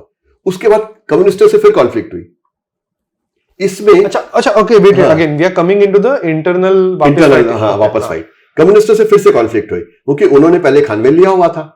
अब इसमें एक नए हीरो आते हैं जो आजाद गोमांतक दल के भी नहीं है और जो राष्ट्रीय स्वयंसेवक संघ के नहीं है। उनका नाम है प्रभाकर वैद्य। प्रभाकर वैद्य शेफाली वैद्य जी के फादर हैं, जिनका आपने जिक्र किया था थोड़ी देर पहले। वो पूना में स्टूडेंट है और सिर्फ उन्होंने सुना कि वो प्रभाकर सिनारी से बहुत इन्फ्लुएंस्ड है, क्योंकि Prabhakar Sinari was a folk hero for the young people of Goa, तो वो इन्फ्लुएंस्ड है। उन्होंने सुना कि सिनारी ने और राजाभाऊ वाकनकर ने, इस ग्रुप ने बहुत बहादुरी से सिलवासा जीता है, तो वो सिर्फ उनको मिलने के लिए अपना एक फुटबॉल मैच छोड़ के सिलवासा आए। और जब सिनारी जी से मिले और कहानी सुनी तो इतने प्रेरित हुए कि उन्होंने भी राइफल उठा ली और वो इन लोगों के साथ चले। तो अब जो so he was the part of the Gomantak Dal. हाँ, मतलब जो इनसे फाइट किए है पोर्चुगीज से, सिलवासा में नहीं, सिलवासा के बाद आए वो। सिर्फ खानवेल की फाइट में थे। ओके, जो लास्ट फाइट हुई केवल उसमें थे वो। लेकिन उसमें उन्होंने लीडरशिप पोजीशन ले ली थी काफी। अच्छा, हाँ, काफी लीडरशिप पोजीशन ले ली थी, क्योंकि जो बाबा साहेब पुरंदरे, सुधीर फड़के, शांताराम वैद्य, ये जो लोग थे ये सारे के सारे सिलवासा में ही थे या सिलवासा से वापस चले गए थे। इस लड़ाई में राजाभाऊ वाकनकर थे, प्रभाकर सिनारी थे और प्रभाकर वैद्य थे। ये तीन मेन लीडर थे। इनके अंडर अधिकतर गोवा वाले थे, कुछ थोड़े से वॉलंटियर्स, 22 में से 5-7 वॉलंटियर्स पुना के थे और बाकी के सारे गोवा के वॉलंटियर्स थे, सारे के सारे ग्रुप में। तो प्रभाकर सिनारी उनके लीडर बन के निकल के आए। कैसे आए कि एक तो इन्होंने इस पूरे बैटल में पार्ट लिया, जो सराउंड किया चारों तरफ से। एक साइड सिनारी जी ने संभाली, एक साइड प्रभाकर वैद्य ने संभाली, फायर करने के लिए चारों तरफ से। प्रभाकर जी थे, प्रभाकर सिनारी और प्रभाकर वैद्य। और एक और शांताराम वैद्य भी थे, वो सिलवासा की लड़ाई में उन्होंने बहुत इंपॉर्टेंट पार्ट किया था, जिन्होंने मैप बनाया सारे। पर वो ही वाज अनदर वैद्य, है ना। तो पहले तो मेरे पब्लिशर्स में ये कंफ्यूजन चली, कितने प्रभाकर है कितने वैद्य है इसके अंदर, सारे एक ही नाम के लोग हैं। थोड़ा चला काफी देर तक, बट इट वाज बिकॉज़ क्या वो 4-5 जन ही मेन लोग हैं जिनमें नाम घूम रहा, तो कंफ्यूजन होता है। तो फिर प्रभाकर वैद्य, फिर इनको खबर, इन्होंने क्या किया, इन्होंने वर्लियों को एम्प्लॉय किया और कहा कि तुम जंगलों में जाओ और देखो कि कम्युनिस्ट सिंपथाइजर्स और कितने हैं इनके अंदर, कौन कौन है और कैसे कैसे लोग हैं और वो क्या प्लान कर रहे हैं, हमें बताओ। क्योंकि इन कम्युनिस्टों ने तब तक जो लैंडलॉर्ड्स इनके फेवर में थे, जिन्होंने इनको मदद, पोर्चुगीज के नहीं, जिन्होंने आजाद गोमांतक दल को या राष्ट्रीय स्वयंसेवक संघ को, ये सारे के सारे आजाद गोमांतक दल के फ्लैग के नीचे लड़ रहे थे। तो देवर कॉल्ड आजाद गोमांतक दल वॉलंटियर्स, क्योंकि मोरारजी भाई ने कहा था कि आरएसएस बन के आप नहीं जाओगे। ये क्यों मोरारजी देसाई क्यों कह रहे हैं? क्योंकि एक तो मोरारजी, एक उस समय गांधी जी की हत्या के बाद बहुत एंटी आरएसएस एनवायरनमेंट था, तो ये ओपनली तो he didn't want to play to the people who oppose the RSS, कि इन्होंने आरएसएस को सपोर्ट किया, ऐसा उनको नहीं जाने देना चाहिए। और आरएसएस ने भी शायद बोल ही दिया होगा, ठीक है वो बोला ना, क्योंकि जब इनसे मोरारजी ने कहा कि स्वयंसेवक संघ के कार्यकर्ता ये अपनी इंडिविजुअल कैपेसिटी में जाएंगे, संघ की अमरेला के नीचे नहीं जाएंगे, इन लोगों ने समझे कहा क्या फर्क पड़ता है, इन लोगों का देश का काम करना है। नहीं, आज भी संघ का रोल ऐसा ही है कि तुम मीन्स अचीव करो, क्रेडिट और not, it does not matter. तो आप कहते हो आजाद गोमांतक दल बन के जाना है, तो हम गोमांतक दल बन के जाएंगे। तो ये बैकग्राउंड। एनीवे, तो इनको खबर मिली कि कुछ कम्युनिस्ट रीग्रुप हो गए हैं और उस गांव से निकल के हथियार लेके 50 का या 60 का जत्था चल के खानवेल की तरफ आ रहा है। तो उसमें यूनाइटेड गोवंस वाले भी थे जो गोवा से उनके आए थे, उनमें कुछ क्रिमिनल टाइप वर्डलीज भी थे और बाकी कम्युनिस्ट पार्टी के मेंबर्स भी थे। ये फुली आर्म्ड आ रहे थे खानवेल में इनके साथ कॉन्फ्लिक्ट करने के लिए। तो प्रभाकर सिनारी और प्रभाकर वैद्य ने जब ये सुना तो उन्होंने अपने चुनिंदा वॉलंटियर्स लिए, 5-7 वॉलंटियर्स वहां छोड़ दिए, क्योंकि जब ये पोर्चुगली विड्रॉ किए थे तो 25 लोगों को छोड़ गए थे वहां पे रेयर गार्ड एक्शन के लिए, कि भाई अगर कोई पीछे से हमला करने तो तुम लड़ना करके। उनको उन्होंने कैप्चर कर लिया था 25-30 लोगों को। उनकी रखवाली के लिए 4-5 को छोड़ा, बाकी को लेके खानवेल से बाहर आ गए। वहां एक सूखा नाला था, उन नाले में इन लोगों ने पोजीशंस ले ली कम्युनिस्टों के अगेंस्ट। और उनको जब रोड पे आते देखा, प्रभाकर सिनारी और प्रभाकर वैद्य खाली हाथ निहत्ते रोड पे चल के उन तक गए। उनको बोला कि तुम्हारा हक नहीं है यहां आने का। तो दोस्त पीपल सेड कि ये तो हमने आजाद कराया था।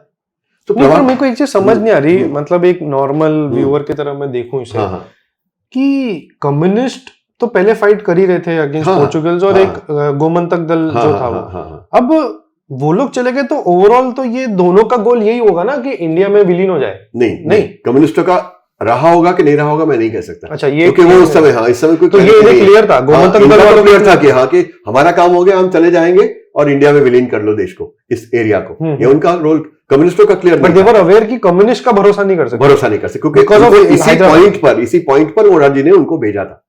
Very clear about this. तो उन्होंने कम्युनिस्टों ने बोला ये हमारा इलाका है, तुम खाली करो इसको। सो दे सेड कि हम क्यों खाली करेंगे, हमने लिया इसको पुर्तगालियों से लड़ाई करके। दे सेड नहीं, इसको तो पहले हमने लिया था। To which this people replied कि फिर तुम भागे क्यों? To which they had no reply and they said नहीं, हम तो आ रहे हैं, हम मार्च कर रहे हैं, रोकना हो तो हमको रोक लो। सो दिस पीपल जो निहत्ते गए, they turn their backs, walked back to their positions in that nala and told their people to cock the rifles and shoot at them. इसमें प्रभाकर सेनानी थोड़े सॉफ्ट हो गए, थे तो हीरो लेकिन सॉफ्ट हो गए, क्योंकि इन यूनाइटेड गोवास के लोगों के साथ उन्होंने गोवा में भी काम किया हुआ था। तो दे फेल्ट ये तो हमारे लोग हैं, इन पे हम गोली क्यों चलाएंगे। तो प्रभाकर वैद्य, शेफाली's फादर, सेंट सेनानी बैक एंड सेड आप मत करो, I will handle this. And he asked his people to cock their rifles at them. और जब राइफल्स कॉक हुए और हवा में कुछ फायर हुए तो कम्युनिस्टों ने अपने रिग्रुप किया और सोचा ये तो सच में अटैक करेंगे। तो भैया हम तैयार हैं अपना डिमांड ड्रॉप करने के लिए, लेकिन कुछ दिनों के लिए हम जाना चाहते हैं खानवेल में, जस्ट टू चेक अराउंड क्या हो रहा है। तो प्रभाकर वैद्य जी ने बोला कि आप जाओगे, लेकिन इनमें जो क्रिमिनल एलिमेंट के हैं वो नहीं जाएंगे वर्ली, वो गए तो हम उनको अरेस्ट कर लेंगे। और आप जो गोवंस हो, आप जाना चाहते हो तो आप जा सकते हो, तो आप आ सकते हो, लेकिन आप अपने वेपन सरेंडर कर दोगे। उन्होंने अपने वेपन सरेंडर किए और इनका एक छोटा सा जत्था लेके ये लोग वहां चले गए। मीनवाइल इन्होंने इनको ये बताया कि हम में से एक जना गोदावरी बाई को खबर दे के आएगा। कम्युनिस्टों ने बोला गोदावरी बाई परोलेकर जो उनकी नेता कैंप थी थोड़ी दूर इंडियन टेरिटरी में, उनको खबर दे के आएगा। अच्छा, वो बाहर चली गई थी? हाँ, वो बाहर से ही प्लान कर रही थी, on the border she was sitting. Okay, ठीक है ना। तो उनको खबर दे के आएगा, और जो उनको खबर देने गया वहां से पिस्टल्स लेके आया हमला करने के लिए, स्मगल करके एक कपड़े में बांध के, वो पकड़ा गया। और पकड़ा गया जब इनके भी आदमी उनके पीछे थे, क्योंकि इन्होंने पीछे आदमी लगा रखे थे, कहां जा रहा है देखो। जब देखा पिस्टल्स के साथ आए, उन्होंने उसकी पिस्टल्स कब्जा कर ली और अरेस्ट करके उनको लेके आए और खानवेल के चौक में बोला कि देखो ये प्लान कर रहे थे। अब कम्युनिस्टों ने क्या सोचा कि वर्ली तो हमारे सिंपथाइजर है, क्योंकि हम इनके साथ काम कर चुके हैं इतने साल तक। तो उन्होंने वहां नारे लगाने शुरू कर दिए कि जिससे वर्ली अट्रैक्ट होकर आए और उनका साथ दें, they will be able to take back Khanvel. उनका ये सीक्रेट प्लान था, लेकिन it did not work out because वर्लियों ने उनका साथ नहीं दिया। They also saw what was happening and these communists were also arrested and they were sent back to Silvassa under armed escort। तो ये उनका कॉन्फ्लिक्ट हुआ था और इसलिए कम्युनिस्ट रेजिस्टेंस कंप्लीटली वहां खत्म हो गया। इसलिए बचा दिया गया, entire area became actually independent. 11 अगस्त को हुआ। 11 अगस्त को 4-5 लोगों को खानवेल में छोड़ के बाकी ये सारे के सारे गए सिलवासा, और सिलवासा में जश्न हुआ, एक परेड निकली और डिक्लेयर किया गया कि आज से हम आजाद हैं। ओके, जिसमें वो कहानी शुरू होती है कि नेहरू जी ने लेने से रिफ्यूज कर दिया, जो हमने स्टार्ट ये शुरू मिली थी। वो कहानी यहां से शुरू होती है। ओके, और वो कोर्ट केस चला और सब कुछ हुआ, वो कहानी आई। Right, and then what happens after winning the court case? क्योंकि अभी दमन दीव भी मतलब भेजा होगा, आर्मीज भेजा होगा, और गोवन में भी आर्मीज भेजी होगी। वो इसके 6 महीने बाद भेजी। अच्छा, 6 महीने बाद भेजी। तो ये तो विलीन हो गया, मतलब बेसिकली ये विलीन नहीं हुआ। विलीन इसलिए नहीं हुआ कि विलीन होने के लिए एक संवैधानिक संशोधन बिल पास किया गया, 10th amendment to the constitution, कि it will become a union territory of the union. हाँ, इसलिए यूनियन टेरिटरी है, यूनियन टेरिटरी, तो it will become a union territory, ऐसा वो बिल पास हुआ। लेकिन बिल पास होने के साथ प्रॉब्लम ये आई कि जो इंस्ट्रूमेंट ऑफ एक्सेशन होगा उस पर दस्तखत कौन करेगा? वहां कोई गवर्नमेंट तो है ही नहीं। पंचायत तो इलेक्टेड बॉडी, एक इनफॉर्मल बॉडी है। फॉर्मली तो इकट्ठे होकर कोई इलेक्शन हुआ नहीं है, कोई इस तरह का नॉमिनेशन हुआ नहीं किसी के द्वारा, कोई वहां राजा नहीं है, नवाब नहीं है, लेजिस्लेचर नहीं है, कुछ नहीं है, तो कौन करेगा साइन? ये वो केस आया जो आपने बताया, एक दिन के लिए प्रधानमंत्री नेहरू जी ने एक केजी बादलानी करके थे। हाँ। अच्छा, इन 7 सालों में एक इनडायरेक्टली जरूर भारत सरकार ने हेल्प की कि कुछ retired officers Gujarat civil service के, महाराष्ट्र सिविल सर्विस के एज एडमिनिस्ट्रेटर्स इनको हेल्प करने के लिए भेजा था। 7 साल तक 7 साल चलना, तो वो चलाने में वरिष्ठ पंचायत की मदद इन्होंने की थी। इनडायरेक्टली उन लोगों ने कंसल्टेंसी दी थी, जिससे स्कूल बने, रस्ते बने, वर्लियों के फेवर में कई चीजें हुई। जो पट्टे थे जमीन के, जो लैंडलॉर्ड्स ने यूजर्प कर लिए थे, वो पट्टे उनको वापस दिए गए, जमीनें उनको ट्रांसफर करी गई। मतलब काफी काम हुआ उन 7 सालों में। तो उस फिर ये कौन साइन करे?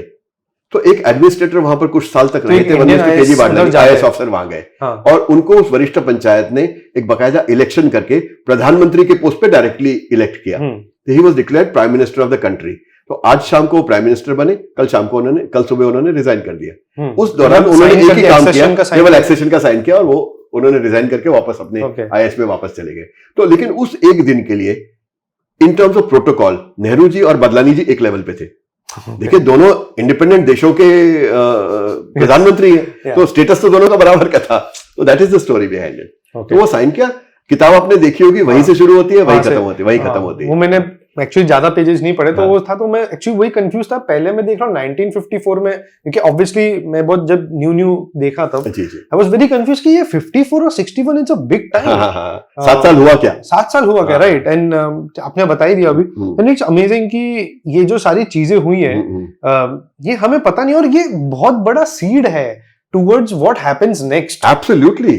और मैं बताऊं एक चीज जो अब मुझे समझ में आ रही है कि वो जो एक अग्निपथ मूवी है जो 2 बार बनी है, एक अमिताभ के टाइम, एक ऋतिक रोशन के टाइम पे, तो तब मैं समझ नहीं पा रहा था, ऐसे ही देख रहा था, ऑब्वियसली मूवी था तो इतना दिमाग नहीं लगा कि ये बोलता था कि दमन मेरा है, मांडवा मेरा है और वो सब चीजें, और मैं मुंबई, और मैं बोला ये चल क्या रहा है, why is Daman so important? दमन तो एक हॉलीडे जगह है, हमारे लिए तो हमने तो कभी देखा नहीं उसको हॉलीडे से ज्यादा, और मतलब ये हो कह रहा है। और अब मुझे थोड़ा समझ में आ रहा है कि क्यों अलग तरीके से शायद स्मगलर्स उसको देखते होंगे, क्योंकि पोर्ट है और वहां बहुत बड़ा स्मगलिंग रैकेट चलता था, और उस स्मगलिंग रैकेट में अधिकतर पुर्तगाली अधिकारी भी इन्वॉल्व होते थे, राइट। मतलब ऑफिशियली कुछ लिमिट थे कि इतना ही आप इंपोर्ट कर सकते हो, उसके ऊपर जो इंपोर्ट होता था वो सारा का सारा पुर्तगाली अधिकारियों के मेली भगत के साथ। इसीलिए दमन was a very prized posting for Portuguese officers. वो इनकम बनाने का बहुत बड़ा साधन था वहां उनका, इसीलिए वो इंपॉर्टेंट था उस टाइम। सो एक लास्ट चीज जो मुझे बहुत इंटरेस्टिंग लगी, आई नो कि many people as usual won't be interested, but मैं इंटरेस्टेड हूँ। मुझे समझना था कि आपकी बुक, बिकॉज आपकी पहली बुक थी Ram travel footsteps of Ramayan ji, तो वो काफी अलग बुक, ये हिस्ट्री के ऊपर बुक जो समझ में आती कि हिस्ट्री के अगर ऊपर आप शायद नेहरू पे लिखते, गांधी पे लिखते या anyone else, but this suddenly out of nowhere एक particular, I think not even 500 kilometre square kilometre 550 square kilometre की जगह है, मतलब आई थिंक वेटिकन सिटी जैसा। हाँ बिल्कुल ऐसा ही है, ऐसा ही। मतलब आपने ये क्यों चूज की? तो उसकी स्टोरी बहुत इंटरेस्टिंग है। मैं कहता हूँ कि जब भी पूछा जाता है यही बोलता हूँ, मैंने इसे नहीं चूज किया, इसने मुझे चूज किया कि मैं इसे लिखूं, क्योंकि it is a series of coincidences जिससे मुझे ये कहानी पता चली। कि पहला कोइंसिडेंस तो ये कि मैं नासिक जा रहा था अपनी पहली किताब की रिसर्च के लिए, फुटस्टेप्स ऑफ राम के लिए। तो ट्रेन में जा रहा था, मैं और मेरी पत्नी बैठे थे, दूसरी तरफ एक मराठी सज्जन बैठे थे इन हिज 80s, उनका बेटा मराठी बोल रहे थे। हमने आपस में बात की, तो कहाँ से आए, क्या कर रहे हैं? तो he said I was a freedom fighter. तो मैंने उनको बोला कि आप गांधी जी के साथ थे? तो उन्होंने ऐसे हाथ किया, ना गांधी नहीं, मैंने तो पिस्तौल उठाई थी। तो मैं उनको पूछने लगा कि पिस्तौल कहाँ उठी, मतलब नेताजी सुभाष चंद्र बोस के लिए तो आप बहुत वो पहले थे, भगत सिंह भी बहुत पहले थे, वो एज वाइज नहीं दिख रहे, 90s में थे उस टाइम, लेट 80s में थे, लेकिन he would have had to be more than 125 years old to be in that category, तो वो नहीं feasible था। तो मास्टर सरजू सेन जो चिट्टागोंग अपराइजिंग थी, उसके भी आप हिस्सा नहीं लगते, तो क्या आप नेवल म्यूटिनी में थे जो 1946 में हुई? उन्होंने कहा नहीं, मैंने दादरा नगर हवेली के कैंपेन में पार्ट लिया था। आप भी शॉक? तो मैं शॉक्ड हो गया, ये क्या था, कौन कैंपेन, कहाँ दादरा, कौन नगर हवेली, क्या बताओ तो सही। तो उन्होंने मुझे फोटोग्राफ्स भी दिखाए, पुराने न्यूज़पेपर कटिंग्स दिखाए, कहानी बताई। तो I got a source and I got fired up by it. ये कहानी तो मुझे लिखनी है, क्योंकि आज तक राम भगवान ने चूज किया आपको। मैं कहता हूँ कि मुझे उसने, किसी ने बोला कि ये तू लिख, तेरे हाथ से मैं लिखवाऊंगा, लिखनी out of nowhere. And not only that, the further stories are still more out of the way, which is that मैं इनके पीछे, इन्होंने कहा ठीक है आप आ जाओ पुणे, मुझे हम कागज आपको दे देंगे। मैं पहुंच गया 2 महीने बाद, दे रिफ्यूज्ड। मैं फिर गया, देन अगेन दे रिफ्यूज्ड। ऐसे 1.5 साल जब बुलाया, फिर भी 1.5 साल तक चला। 1.5 साल बाद मुझे उन्होंने बुला के कहा कि बहुत लोग आते हैं, कहते हैं लिखेंगे, हमारे ओरिजिनल डॉक्यूमेंट्स ले जाते हैं, करते कुछ है नहीं, और फिर उनके पीछे पढ़ के वापस लेने पड़ते हैं। और फिर उनके पीछे पढ़ के वापस लेने पड़ते हैं। तो इसीलिए आप कुछ तो खो भी गए, तो इसीलिए हम आपको ट्रस्ट नहीं कर रहे थे। पर आप 1.5 साल से पीछे पड़े हो, इसका मतलब आपकी सीरियसनेस है, तो आप कागज ले जाओ। They gave me papers. अब क्या होता है, मेमोयर बेस्ड कहानी में आप अपना ही कंट्रीब्यूशन लिखते हो। अब ये काका जो हमें मिले थे, अब मेरे परिवार के एक सीनियर सदस्य हैं, एक तरह से पैर छूते हैं उनके, हमारे घर आते हैं, हम उनके घर जाते हैं। तो वो उन 12 लोगों में थे जो सिलवासा में चौकी में टपके गए थे, लेकिन उनको खानवेल का कुछ पता नहीं, उनको आर्म्स कहां से आए पता नहीं, ये सब पता नहीं, क्योंकि वो तो लड़ाई में पार्टिसिपेट कर रहे थे, उनकी अपनी स्टोरी थी। तो एक एक हिस्सा सबको पता था। इस हिस्से में कहीं भी आजाद गोमंतक दल के रोल का या सिनारी का या प्रभाकर वैद्य का कोई जिक्र ही नहीं था। एक नाम था प्रभाकर सिनारी केवल, मैंने पूछा इनसे कि क्या था, बोले हमें तो इतना पता नहीं, आए तो थे, वो कुछ पाठ किया था 2-4 दिन करके वो चले गए थे सारे। हाउ डिड यू राइट, क्योंकि how did I right about him? हाँ मतलब अबाउट द होल बुक, क्योंकि आपने अभी जो हमें स्टोरी बताई इट्स वेरी डिटेल्ड, और आप जो बता रहे कि इतने गैप्स थे, हाउ डिड यू? तो गैप इन द नॉलेज, तो ये हमें पुणे का तो पूरा स्टोरी मिल गया with different documents, newspaper cutting, Shefali ji Pune वाली है। हाँ, लेकिन वो तो बहुत बाद में मुझे मिली। अच्छा, वो गोवा के बाद मुझे पता चला कि आपको पता ही नहीं था कि कोई प्रभाकर वैद्य है और कोई शेफाली वैद्य है, इनको अप्रोच भी करना है। तो मुझे सिर्फ प्रभाकर सिन्हारी, मेरे पास एक नाम था और मेरा ये टास्क था कि एक नाम और एक स्टेट गोवा, इस नाम से उस बंदे को गोवा में ढूंढना है, और ये भी नहीं पता कि वो जिंदा है कि गुजर गए, because he would have been 90+ at that point of time. तो हम क्या करें इसमें? तो मैंने फेसबुक पे किसी की post I liberation of Goa पर, मेरे किसी मित्र की, तो मैंने उससे भेजा और उससे कहा डायना मैं कुछ फ्रीडम फाइटर से बात करना चाहता हूं, तो किसी से कनेक्ट करवा देगी मुझे? She said, I don't know anyone, but I'll put it on the WhatsApp groups. तो उसने बहुत सारे WhatsApp ग्रुप्स में डाल दिया, वो पोस्ट गोवा में वायरल हो गई और मुझे 7 दिन के अंदर अंदर सिन्हारी जी का फोन नंबर आ गया। अरे वाह, और जिंदा थे? हाँ, जिंदा थे, कोहेरेंट थे, ऐसा नहीं कि उनको स्मृति भ्रंश हो गया और डिमेंशिया हो गया, इरेक्ट थे बिल्कुल, और बिल्कुल बोलने की पोजीशन में थे। मेरे पास उनका नंबर आ गया, so I called him and I told him कि मैं ऐसे ऐसे करना चाहता हूँ। His first statement was, it was my duty towards the country that I did, I have no desire to talk about it. Phone नीचे, खत्म, मुझे बात नहीं करनी, मैंने जो मेरा काम था कर लिया, बात करने में दिलचस्पी नहीं है। तो उनको कम से कम 6 महीने तक मैंने चेज किया और उनको ये बोला कि ये आपके बारे में नहीं है, ये देश प्रेम के बारे में है। अगली जनरेशन को पता कैसे चलेगा कि हुआ क्या था, इंस्पायर कैसे होंगे बच्चे आगे ये काम करने के लिए। It's not about your bravery, it is your bravery is a factor, but you have to tell the story not for yourself, you have to tell it for history, so that future generations know what has happened। इतना बड़ा चीज हुआ, आपको बताना है लोगों को। तो वो बाद में थोड़े कन्विंस हुए, बोले कि अच्छा जब गोवा आओगे तो आ जाना किसी टाइम, मैं देखता हूं। ये उन्होंने मुझे बुधवार को कहा, मैं बृहस्पतिवार को गोवा पहुंच गया। बोले मैं आ गया, बोले I told you to call me when you come here. I said I am here. He said why have you come? I said I have come to meet you. He said फिर आप क्या करोगे मैं नहीं मिलूं तो? I said मैं वापस जाऊंगा। ही सेड फिर क्या करोगे? मैं फिर आऊंगा। बोला कब तक? I said I will come till such time as you don't agree to speak to me. तो 11 days in Goa, on the 6th day he relented and he said आप मेरे घर आ जाओ, मैं आपसे बात करता हूं। तो 6 दिन तक आप उधर ही थे? कंटिन्यूअसली, मैं 11 दिन था, 6 दिन तक मैं उनके पीछे लगा रहा, कोई काम नहीं, रोज सुबह उठना उनको फोन करना, रोज शाम को उनको फोन करना, मैं आ रहा हूं। तो finally 6th and he has not given you address, कुछ नहीं? No, nothing and he is saying मैंने मिलना ही नहीं तेरे साथ, I am not in the mood, जब मूड होगा तो बता दूंगा तेरे को, then you come specially for me। नहीं जाऊंगा तो नहीं जब तक बात नहीं होगी। तो वो मुझे घर बुलाया उन्होंने, इज्जत से बहुत चाय कॉफी पिलाई, खाना खिलाया और अपने सारे मेमोइर्स दिए। So I came to know the Goa side of the story. फिर उन्होंने अपने अलावा जो बाकी वहां के क्रांतिकारी थे उनके रेफरेंसेस दिए। विश्वनाथ लवांदे तो चले गए हैं, उनकी बेटी है उससे मिल के आओ, फला चला गया उसके भाई है उनसे मिल के आओ। हमने वो सर्किट टैप किया। उस सर्किट में जब मैं विश्वनाथ लवांदे जी, जो एक्चुअली आजाद गोमांतक दल के मुख्य थे, सेनापति तो ये थे लेकिन अध्यक्ष वो थे लवांदे, सेनापति वॉज प्रभाकर सिन्हारी, सो टू से he was the main arms person.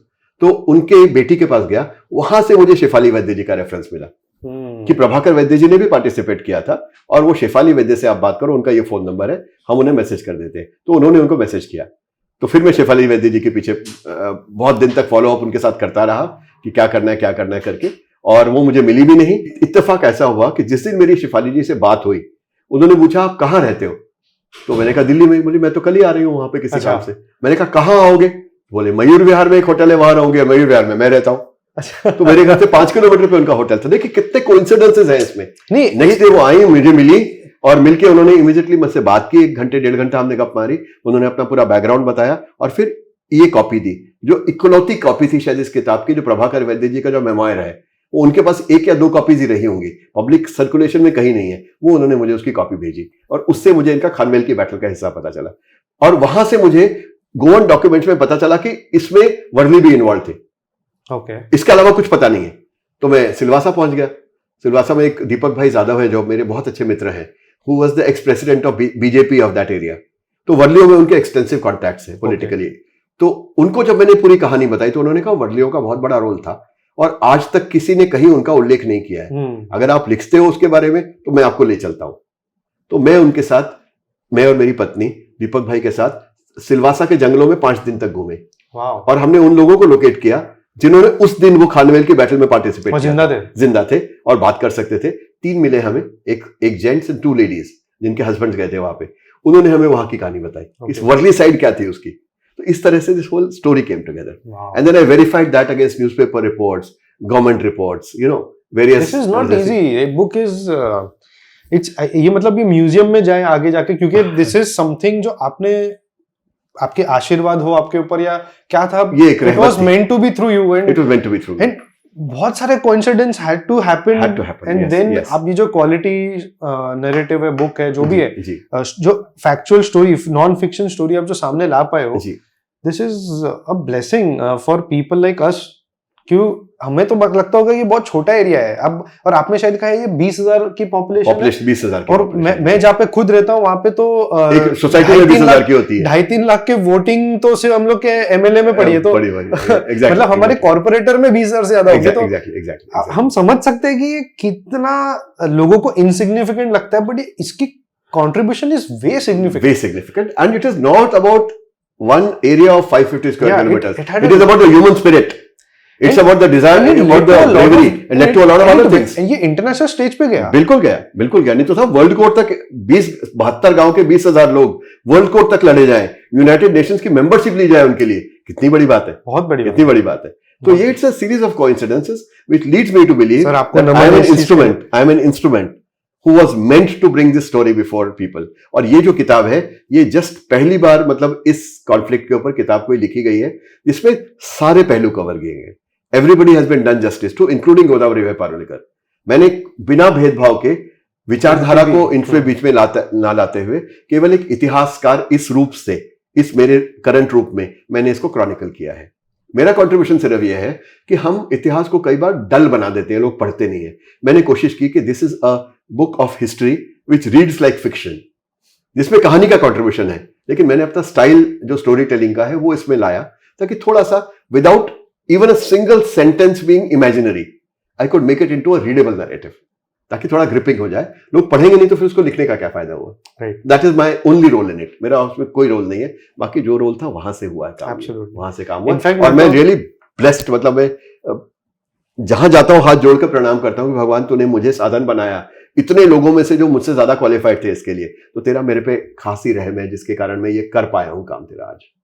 Right, because I think अभी एक अपराइजिंग 2 या 3 ऐसे आनी चाहिए जिसमें एक दमन-दीव की बात हो और फिर शायद गोवा की बात हो. आई नो कि लिखा होगा किसे, गोवा पे बहुत लिखा गया, गोवा के, बट आई थिंक एटलीस्ट दमन-दीव कुछ तो मिले, क्योंकि हमें उसके बारे में नहीं पता. और इनफैक्ट सच बताओ तो गोवा के बारे में भी डेप्थ में नहीं पता, किसी को नहीं पता. तो बस अगर भगवान की इच्छा रही और आपकी इच्छा रही, ये जिसने ये लिखाया वही वो भी लिखवाएगा, अगर ऐसा उसका उसकी इच्छा होगी तो. और आपको बहुत बहुत नमन, आपने, क्योंकि this is I am very lucky कि मैं आपसे फर्स्ट हैंड ये सुन रहा हूँ. बहुत लोग शायद ये वीडियो में देख रहे होंगे, and I am very lucky. मैं आपको टीज कर रहा हूँ, आप जलन होइए, जलना चाहिए आप पर आई एम वेरी लकी कि मैं आपसे फर्स्ट हैंड सुन रहा हूँ. एंड आपकी तो और भी सौभाग्य कि आपने ये फर्स्ट हैंड उन लोगों से मिले हो. मैं उन लोगों से मिला हूँ, क्योंकि फ्रीडम फाइटर से मिलना, हम मैं बहुत सुनता हूँ, मैं फ्रीडम फाइटर फैमिली से हूँ, मैं ये हूँ, पर आप उनसे मिले हैं. बिल्कुल फर्स्ट हैंड मैंने ये कहानी सुनी है. और हर जगह ना एक बड़ा इंटेलेक्चुअल सेटिस्फैक्शन भी है कि ये ना ऐसे पीसेस बिखरे पड़े थे कि यहाँ एक वहां, एक वहां, सारे टुकड़े पहले इकट्ठे हुए, और फिर कौन सा टुकड़ा कहाँ जाएगा ये करने का मुझे सौभाग्य प्राप्त हुआ कि मैं इसको कर पाता. और इन अलग अलग टुकड़ों को जोड़ के मैंने वो जिग्सॉ पजल का एक पूरा पेंटिंग बनाया, मेरे हाथ से बनवाया गया. तो वो एक फाइनली जो पिक्चर इमर्ज की है वो तो आपके हाथ में है, लेकिन इसके टुकड़े कैसे इकट्ठे हुए वो मेरे लिए एक इंटेलेक्चुअल चैलेंज था. इसमें से कितना झूठ होगा, कितना वेरीफाइबल है, कितना डॉक्यूमेंट. मेरे एडिटर जो है कार्तिका पब्लिशर है इस वेस्टलैंड बुक्स की, जिन्होंने पब्लिश किया, she was very clear, everything has to be corroborated. I do not want a single word of imagination in this. बल्कि कहीं अगर मैंने कोई डायलॉग लिखा भी था तो उसने कहा कि ये डायलॉग हुआ है, तेरे पास क्या सबूत है, अगर सबूत नहीं तो उसको काटो. I do not want it to be taken here. इतना डिटेल में गई है वो कि जैसे मैंने एक जगह प्रस्तावना में लिखा है सलमान रश्दी सेड दैट, और एक कमेंट दिया, शी सेड डिड ही से और did he right. if you cannot substantiate either one of them, then the sentence should read as per Salman Rushdie, not said or wrote, unless you are able to substantiate it. मतलब इतनी detail में जाके substantiate हुई है, तब ये किताब तब उसका वैल्यू लेवल पे ऑथेंटिक है. That's a piece of history. और मैं आपके माध्यम से एक और इसमें अपील करना चाहता हूँ कि मैंने एक मिशन बनाया है कि सिलवासा और वहां के जो बच्चे हैं जिनको इस बारे में पता नहीं है, उनको ये किताब की कॉपियां फ्री बांटनी है. राइट. तो मैं जहां जाता हूँ ये अपील करता हूँ कि आप मुझे एक किताब डोनेट कर दीजिए, मेरी किताब खरीद के मुझे भेज दीजिए. जितनी आप मुझे भेजेंगे उतनी मैं खरीद के उसमें डालूंगा और एक बॉक्स बना के वहां भेज दूंगा और वो बच्चों में हम फ्री में किताब बांटेंगे ताकि उनको अपना इतिहास पता चले। इस तरह मेरी 206 किताबें तो मैं बांट चुका हूँ और इस समय मेरे घर में भी 60 और पड़ी है जो मैं कल परसों। और आपका टारगेट क्या है? एटलीस्ट 1000 किताब तो कम से कम मुझे वहां बांटनी है। मैं कोशिश कर रहा हूँ कि 1000 तो मतलब 500 डोनेट हो और 500 मैं डालूं बीच में और ये 1000 किताबें और आज व्हाट इज दी ये दादरा नगर हवेली का डेमोग्राफिक्स का आइडियोलॉजी किस तरफ है? इज इट कम्युनिस्ट और इज इट नेशनलिस्ट, कैसा है? वहां पे इलेक्शन कॉर्पोरेशन के अलावा नहीं होते इस समय। नहीं मतलब फिर भी लोगों का कैसा है? लोगों का नॉर्मली सारे राइट पे ही है क्योंकि म्युनिसिपल कॉर्पोरेशन के इलेक्शन हुए हैं। तो आपने उधर कुछ ऐसे अभी कुछ लाइव ऑडियंसेस ऐसे होस्ट की? क्योंकि दैट वुड गिव। मैंने पुराने लैंडलॉर्ड्स के साथ भी मीटिंग्स की हैं, वहाँ के जर्नलिस्ट के साथ भी की हैं, वहाँ के प्रोमिनेंट सिटीजन्स के साथ भी की है, वहाँ के स्टूडेंट्स के साथ भी की है, सब लोगों से की है। और सब लोगों के साथ मतलब बहुत सारे। मैं तो वहाँ के एडमिनिस्ट्रेटर साहब जो है प्रफुल्ल भाई पटेल जो मोदी जी के खास हैं और वहां पे वो 8 साल से उन्होंने बहुत कार्य किया है प्रफुल्ल भाई ने। He is the administrator of Daman, Diu, Dadra Nagar Haveli and Lakshadweep.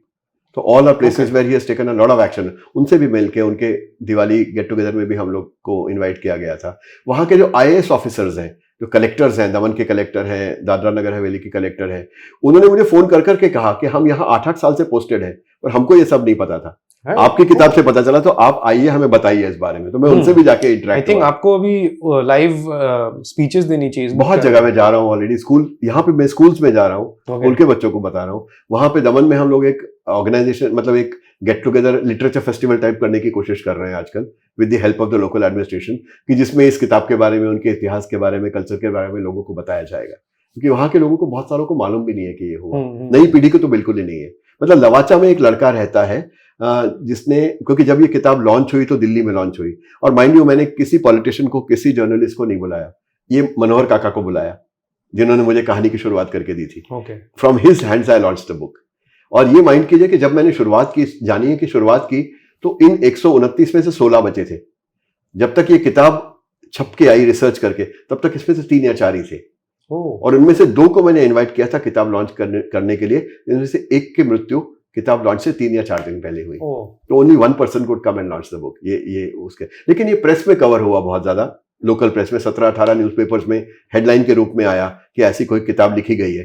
तो लवाचा के एक लड़के ने अमेजोन से उसको ऑर्डर किया और उसको जिस रात को आई, उसने कंटिन्यूअसली रात भर बढ़ के इसको पढ़ा। He was so fascinated by the book. और अगले दिन बोला मैंने 5:30-6 बजे किताब पढ़नी बंद की। मैं 8 बजे तक इसलिए रुका कि मैं चाहता था कि आप उठ तो जाए नींद से कम। उसने मेरा कहां से फोन नंबर लिया 8 बजे मुझे नहीं मालूम, पर बहुत लोग वहां जानते थे। तो उसने किसी सोर्स से मेरा फोन नंबर लिया और 8 बजे मुझे फोन किया और कहा कि रात को मेरे पास किताब आई है, मैंने पूरी रात बैठ के पढ़ी है और मुझे नहीं मालूम था कि जिस लवाचा में बैठा हूं वहां कोई इस तरह की एक्टिविटी भी हुई है। यहाँ एक लॉन्च पैड बन के गए थे। It's the first time I am come to know about this. Even मैं अपने पर्सनल पॉइंट ऑफ व्यू से कहूँ, जब मैं सिलवासा आता हूँ तो मेरे लिए वो बस एक हॉलिडे डेस्टिनेशन है। एक रिसोर्ट में रुक जाओ, खनवेल जैसे हमने कहा। मैं जब 3rd-4th स्टैंडर्ड में था तब मैं गया भी हूँ खनवेल रिसोर्ट और वो सब में। अब जब मैं जाऊंगा, अब मैं, और जितने मैं बुक्स पढ़ रहा हूँ हिस्ट्री के, तो मुझे समझ में आ रहा है कि वेरेवर आई गो, हर जगह से कुछ ना कुछ इतना प्रोफाउंड, इतना डीप लेवल पे हिस्ट्री का बहुत बड़ा कंट्रीब्यूशन है। और सिलवासा का इतना बड़े लेवल पे होगा, तो नेक्स्ट टाइम जब मैं जाऊंगा तो आई वुड लुक फॉरवर्ड कि मैं उधर कुछ ऐसा देख पाऊं अभी, या मैं लोगों से उधर बात करूंगी कि आपको पता है कि ऐसा हुआ है। Right, and thanks to you, thanks to this book which was curated through me, thanks to this that many people are coming to know their culture. Yes, बल्कि एक वहां पे पुराने जागीरदार लैंडलॉर्ड है दिग्विजय सिंह जी, जो लैंडेड क्लास के वहां पे, उन्होंने 100 किताबें स्पेशली खरीदी। बोले मैं अभी 100 किताब खरीद के जितने कॉलेजेस और इंस्टीट्यूशंस हम लोग रन करते हैं उनमें सब में बंटवाऊंगा, क्योंकि मैं मानता हूं कि इसको सबको जानना चाहिए। तो वहां लोकल लोगों में बड़ा एंथुजियाज्म है इसके बारे में, किताब के बारे में और इस कॉन्सेप्ट के बारे में।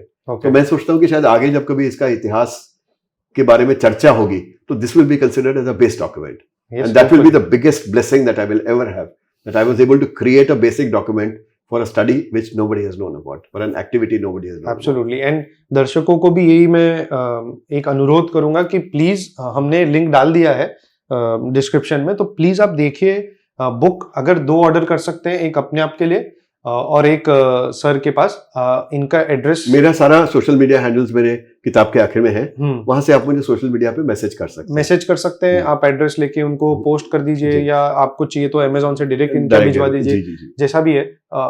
बिल्कुल प्लीज करिए, क्योंकि अगर हम लोग सिर्फ 500 बुक खरीदते हैं तो इनका और 500 खुद के तरफ से 1000 का टारगेट हो जाएगा। बिल्कुल टारगेट। और आई थिंक ये ज्यादा दूर नहीं है उस चीज से। So let's do this. 1000 कोई बड़ी बात नहीं है, सोशल मीडिया का पावर दिखाते हैं। बिल्कुल। बस उसी के साथ यहीं मैं एंड करना चाहूंगा।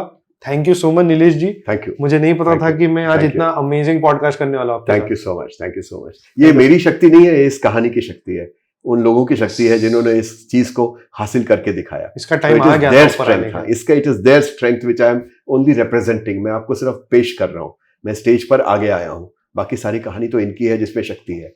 उसके कारण ये सब कुछ आपको पावरफुल लगा या रोमांचकारक लगा। So I think it is to them that we must do naman. Yes. Thank you. And do our duty towards them. Thank you so much. Thank you.